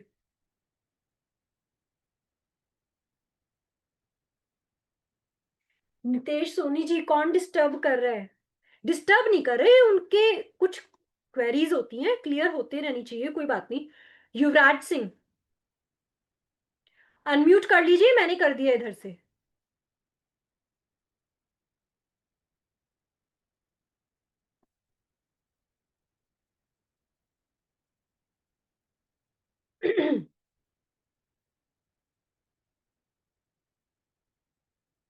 तो कुछ चीजें ऐसे ही कि आज भी जब हम शादियां करते हैं तो हम पवित्र अग्नि को ही साक्षी मानकर फेरे लेते हैं। इसी तरीके से जो हजारों साल पहले हमारे ग्रंथ में लिखा गया है, उसी वास्तु को अगर हम फॉलो करते हैं, उस तरीके से फॉलो करते हैं, तो हमें बहुत अच्छे रिजल्ट्स जल्दी मिल जाते हैं।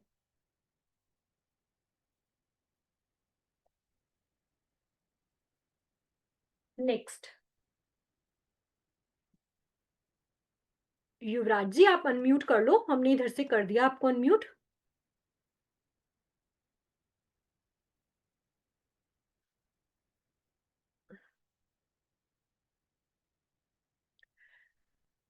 तो अब हम बात करते हैं जो हमारे 16 जोन्स हैं, उनको हम एलिमेंट्स के हिसाब से किस किस एलिमेंट में किस जोन को मानते हैं।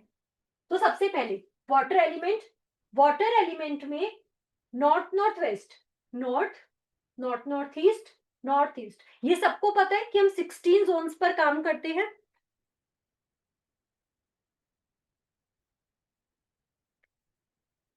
16 जोन्स पर हम काम करते हैं। जब हम एक प्लॉट को देखते हैं, उसको 16 दिशाओं में डिवाइड करते हैं। ईस्ट वेस्ट नॉर्थ साउथ, ये हमारी मेन डायरेक्शन होती है। नॉर्थ और ईस्ट के बीच में नॉर्थ ईस्ट, ये हमारी कॉर्डिनल डायरेक्शंस होती हैं। ईस्ट और साउथ के बीच में साउथ ईस्ट, साउथ और वेस्ट के बीच में साउथ वेस्ट, वेस्ट और नॉर्थ के बीच में नॉर्थ वेस्ट, ये हमारी कॉर्डिनल डायरेक्शन है। इसके बाद हमारी होती है सब कॉर्डिनल डायरेक्शन। हिंदी में इसको बोलते हैं विदिशा। मेन जो दिशा होती है ईस्ट वेस्ट नॉर्थ साउथ, उसके बाद जो हमारी ये बीच वाली दिशा है, इनको बोलते हैं विदिशा।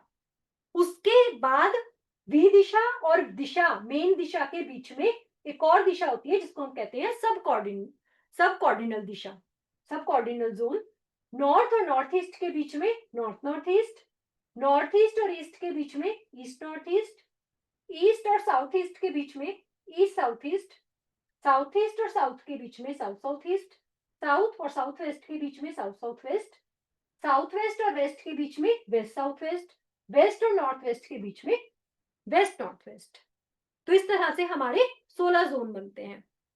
अब ये 16 जोन वाटर एलिमेंट में north north west, north north north east और नॉर्थ ईस्ट, इन चारों जोन्स को हम वाटर एलिमेंट में मानते हैं। इसके जो सिम्टम होते हैं, इसकी जो प्रॉपर्टी होती है वो वाटर एलिमेंट की होती हैं। उसके बाद ईस्ट नॉर्थ ईस्ट, ईस्ट और ईस्ट साउथ ईस्ट, इन तीनों जोन्स को हम एयर एलिमेंट मानते हैं। South east, south south east और साउथ को हम फायर एलिमेंट मानते हैं। साउथ वेस्ट और साउथ साउथ वेस्ट को अर्थ एलिमेंट मानते हैं। West south west, west west north west और नॉर्थ वेस्ट, इन चारों दिशाओं को हम मानते हैं स्पेस एलिमेंट। और सेंटर में ब्रह्म स्थान। इस तरह से सभी जोन्स को एलिमेंट के हिसाब से देखा जाता है। ये तो मैं सब हिंदी में ही बोल रही हूं, किस चीज की हिंदी बोलूं? ब्रह्म स्थान, वाटर एलिमेंट, जल तत्व, एयर एलिमेंट, वायु तत्व, फायर एलिमेंट, अग्नि तत्व, अर्थ एलिमेंट, पृथ्वी तत्व, स्पेस एलिमेंट, आकाश। ठीक है, ब्रह्म स्थान है। तो ये इन हमें जो एलिमेंट्स हैं इनको हम बोलते हैं।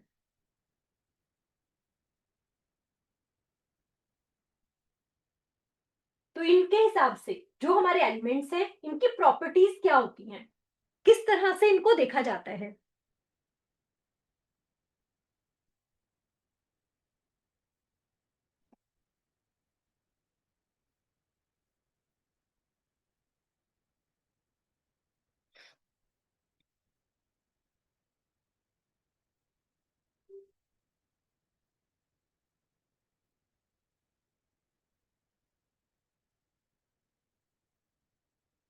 तो जो हमारा वाटर एलिमेंट है, वाटर एलिमेंट के कौन सी दिशाएं होती है? नॉर्थ, नॉर्थ वेस्ट से नॉर्थ ईस्ट तक। शेप इसका होता है वेवी, वेवी शेप, जो पानी की लहरें होती हैं, ये इसका शेप होता है। और moon like shape, moon like shape इसको ये रिप्रेजेंट करता है। कलर इसके होते हैं ब्लू और ब्लैक, ब्लू और ब्लैक कलर वाटर एलिमेंट को रिप्रेजेंट करते हैं। इसका क्या मतलब है कि अगर हम वाटर एलिमेंट की जो ये चार दिशाएं हैं, यहां पर अगर कोई कलर करने की बात करें तो हम कौन सा कलर कर सकते हैं? नॉर्थ ब्लू, सर इससे ज्यादा हिंदी नहीं बोली जाएगी, ब्लू, नीला, नीला और काला रंग कर सकते हैं। ये थोड़ा सा प्लीज समझ लो, ऐसे ना फ्लो नहीं बनेगा। कोशिश देखो, मैं तो ज्यादातर हिंदी ही बोल रही हूँ। ब्लू मतलब नीला और काला, नीला और काला रंग यहाँ पर कर सकते हैं। रिप्रेजेंटेटिव एलिमेंट के वाटर एलिमेंट के होते हैं boring, dug well, underground water tank, drainage, mirror और पिट। ये सभी चीजें रिप्रेजेंट करती हैं वाटर एलिमेंट को। तो इसका क्या मतलब है कि ये सभी चीजें अगर हमें अपने घर में लगानी है तो हम कहाँ लगा सकते हैं? वाटर एलिमेंट की चारों दिशाओं में। यहाँ पर ये चीजें बनाना लगाना अलाउड होगा। Advantage of balancing water element. तो अगर हम वाटर एलिमेंट को बैलेंस करते हैं तो हमें क्या बेनिफिट्स होते हैं? हेल्थ और वेल्थ। वाटर एलिमेंट बैलेंस होने से हमारा पैसा अच्छा बना रहता है, अपॉर्चुनिटीज हमारी लाइफ में ज्यादा आती है, हमारी हेल्थ अच्छी रहती है, हमें हमारे घर में, हमारे दिमाग में पीस ज्यादा होती है, शांति ज्यादा होती है। ग्रोथ एंड सक्सेस, आपकी ग्रोथ बहुत अच्छी होती है अगर वाटर एलिमेंट की चारों दिशाएं बैलेंस्ड हैं। आपका कॉन्फिडेंस बहुत अच्छा रहता है, आपकी सोच बहुत ऊंची रहती है, high thinking, good thoughts, great works, good opportunity, आपके पास नई नई अपॉर्चुनिटीज हमेशा आती रहती हैं। अगर वाटर एलिमेंट डिस्टर्ब हो जाए तो क्या प्रॉब्लम होती है? ऐसे लोगों का नेचर बहुत इरिटेटिंग सा लगता है। ऐसे लोग आपके आसपास हो, घर में, आस पड़ोस में, जो हर बात में इरिटेट होते हैं ना कि आपने ये कार यहाँ क्यों खड़ी करी है, इसको थोड़ा सा आगे कर दो, आपने म्यूजिक इतना तेज क्यों चलाया है, आपके यहाँ तो गेस्ट बहुत ज्यादा आते हैं, घर में हर बात में इरिटेट होंगे, बच्चे टीवी देखेंगे, बच्चे आवाज कम कर दो, आपने ये क्यों कर दिया, आपने ये खाना क्यों बना दिया, सामान क्यों रख दिया। तो इरिटेटिंग से जो लोग दिखाई देते हैं उन लोगों के घर में हमेशा वाटर एलिमेंट डिस्टर्ब मिलेगा। तो ये आप किसी के नेचर से भी पहचान सकते हैं। सीवियर डिजीज, सीवियर डिजीज अगर वाटर एलिमेंट डिस्टर्ब है तो बड़ी बड़ी बीमारियां जैसे कैंसर, पैरालिसिस, इस तरह की बड़ी बीमारियां ऐसे घरों में देखी जाती हैं जहां पर वाटर एलिमेंट डिस्टर्ब होता है। म्यूचुअल डिफरेंसेस, वहां पर रहने वाले लोगों के आपस आपस में मतभेद होते हैं, हस्बैंड वाइफ की आपस में नहीं बनती, बच्चों की पेरेंट्स से नहीं बनती, भाई भाई की आपस में नहीं बनती, तो म्यूचुअल डिफरेंसेस देखने के लिए मिलते हैं। बैड हैबिट्स, और ऐसे घरों में लोगों को, फैमिली मेंबर्स को बुरी आदतें भी जल्दी लग जाती हैं, गलत आदतों में वो चले जाते हैं, एडिक्शन में चले जाते हैं, स्पेशली बच्चे। तो वाटर एलिमेंट अगर डिस्टर्ब है तो ये प्रॉब्लम देखने के लिए मिलती है। तो अब इससे हम क्या देखेंगे, जब हम लेआउट देखेंगे, अगर किसी ने का लेआउट आपके पास आया और उसने बोला कि हमारे बच्चों को कोई गलत आदत लग गई है, तो अब आपको ये पता चल जाएगा कि इनके घर में वाटर एलिमेंट डिस्टर्ब है, आप उसी की चारों दिशाओं को फाइंड आउट करना शुरू कर दोगे। अगर कोई ये कहता है कि हमारे पास अपॉर्चुनिटी नहीं आ रही, हम जो जॉब करते हैं, हम जॉब चेंज करना चाहते हैं या जॉब छोड़कर कुछ और नया करना चाहते हैं, बट कोई भी अपॉर्चुनिटी हमारे पास नहीं आ रही है, इट मीन्स वहां पर वाटर एलिमेंट डिस्टर्ब है। तो इस तरीके से हमें सिम्टम्स देखने होंगे। और क्या डिस्टर्ब है कि ये जो चीजें हैं, बोरिंग बोरिंग इनके घर में वाटर एलिमेंट की चारों दिशाओं को छोड़कर किसी और एलिमेंट की दिशा में बन गया है, वो दोष हो गया, वास्तु दोष हो गया। मिरर मिरर वाटर एलिमेंट की दिशा में होना चाहिए था, लेकिन मिरर किसी और एलिमेंट की दिशा में लग गया, तो ये यहां पर वास्तु दोष हो गया। इस तरह से हम वास्तु दोषों को देखते हैं, सिम्टम्स को देखते हैं और आइडेंटिफाई करते हैं कि यहां पर किस दिशा में, किस एलिमेंट में प्रॉब्लम है। Next, air element. Air element east north east, east और ईस्ट साउथ ईस्ट। शेप होता है इसका रेक्टेंगुलर और फ्लैग शेप, कलर ग्रीन और ब्राउन। रिप्रेजेंटेटिव होते हैं इसके main door, window, balcony, garden, plant, shade of green colour या शेप, शेप मतलब रेक्टेंगुलर शेप, ये सब इसके रिप्रेजेंटेटिव होते हैं। एयर एलिमेंट अगर बैलेंस्ड है तो आपके कामों की स्पीड बहुत अच्छी होती है। जो आपने टारगेट बनाया कि मुझे अपना ये काम 1 महीने में खत्म करना है, तो आप बहुत अच्छी स्पीड से कर कर उसको 1 महीने से पहले कंप्लीट कर दोगे। हर काम में आपकी स्पीड बहुत अच्छी है। Willing to take risk, risk लेने के लिए लाइफ में तैयार रहते हैं। हर एक लाइफ में हर एक स्टेप पर रिस्क लेने पड़ते हैं, स्पेशली एक बिजनेसमैन को। बिजनेसमैन तो हर स्टेप पर रिस्क लेता है। जब वो एक दुकान खोल रहा होता है, उसको पता नहीं है कि मैं जो दुकान में करोड़ों रुपए लगा रहा हूं, यहां से मुझे इतना प्रॉफिट आएगा या नहीं। मैं यहाँ पर स्टॉक भर रहा हूं, मुझे पता नहीं है कि ये कितने दिन में बिकेगा, ये एक्सपायर होने से पहले बिक भी जाएगा या नहीं। मैं मशीनें लगा रहा हूं, मुझे नहीं पता कि मेरे पास इतने ऑर्डर भी आएंगे या नहीं। तो ये रिस्क लेना हर किसी की बस की नहीं होता। जिसके अंदर रिस्क लेने की पावर नहीं होगी, वो क्या कहेगा, अपन तो जॉब कर लेंगे, हर महीने अकाउंट में सैलरी आ जाएगी, हमें तो वो अच्छा है। बिजनेस करने का रिस्क हर कोई नहीं ले सकता, इसलिए तो हर काम में रिस्क लेना। कुछ लोग जॉब छोड़कर कुछ नया स्टार्टअप करने लगते हैं, कोई नया बिजनेस करने लगते हैं, तो वो क्या करते हैं, बड़ा रिस्क लेते हैं। और कुछ लोग, उनके अंदर कैपेबिलिटी है कि वो अपना कुछ कर सकते हैं, लेकिन क्योंकि उनका एयर एलिमेंट डिस्टर्ब होता है, तो वो कभी भी रिस्क लेने का सोच ही नहीं पाते, डेयर ही नहीं कर पाते। तो रिस्क लेने की पावर देता है बैलेंस्ड एयर एलिमेंट। करेज, किसी भी नए काम को, अच्छे काम को, बड़े काम को करने का करेज देता है, पेशेंस देता है। जिसका एयर एलिमेंट डिस्टर्ब होगा, उसके अंदर पेशेंस ही नहीं होगा। ये काम करना है, बस जल्दी हो जाए, अभी हो जाए, पेशेंस नहीं है। तो पेशेंस देता है एयर एलिमेंट। एयर एलिमेंट अगर डिस्टर्ब है तो हर काम में देरी होती है। ऐसे लोगों का नेचर आर्ग्यूमेंट करने का बहुत ज्यादा हो जाता है, हर बात में आर्ग्यूमेंट करेंगे, जिसमें जरूरत नहीं है उसमें भी आर्ग्यूमेंट करेंगे। किसी ने आकर एक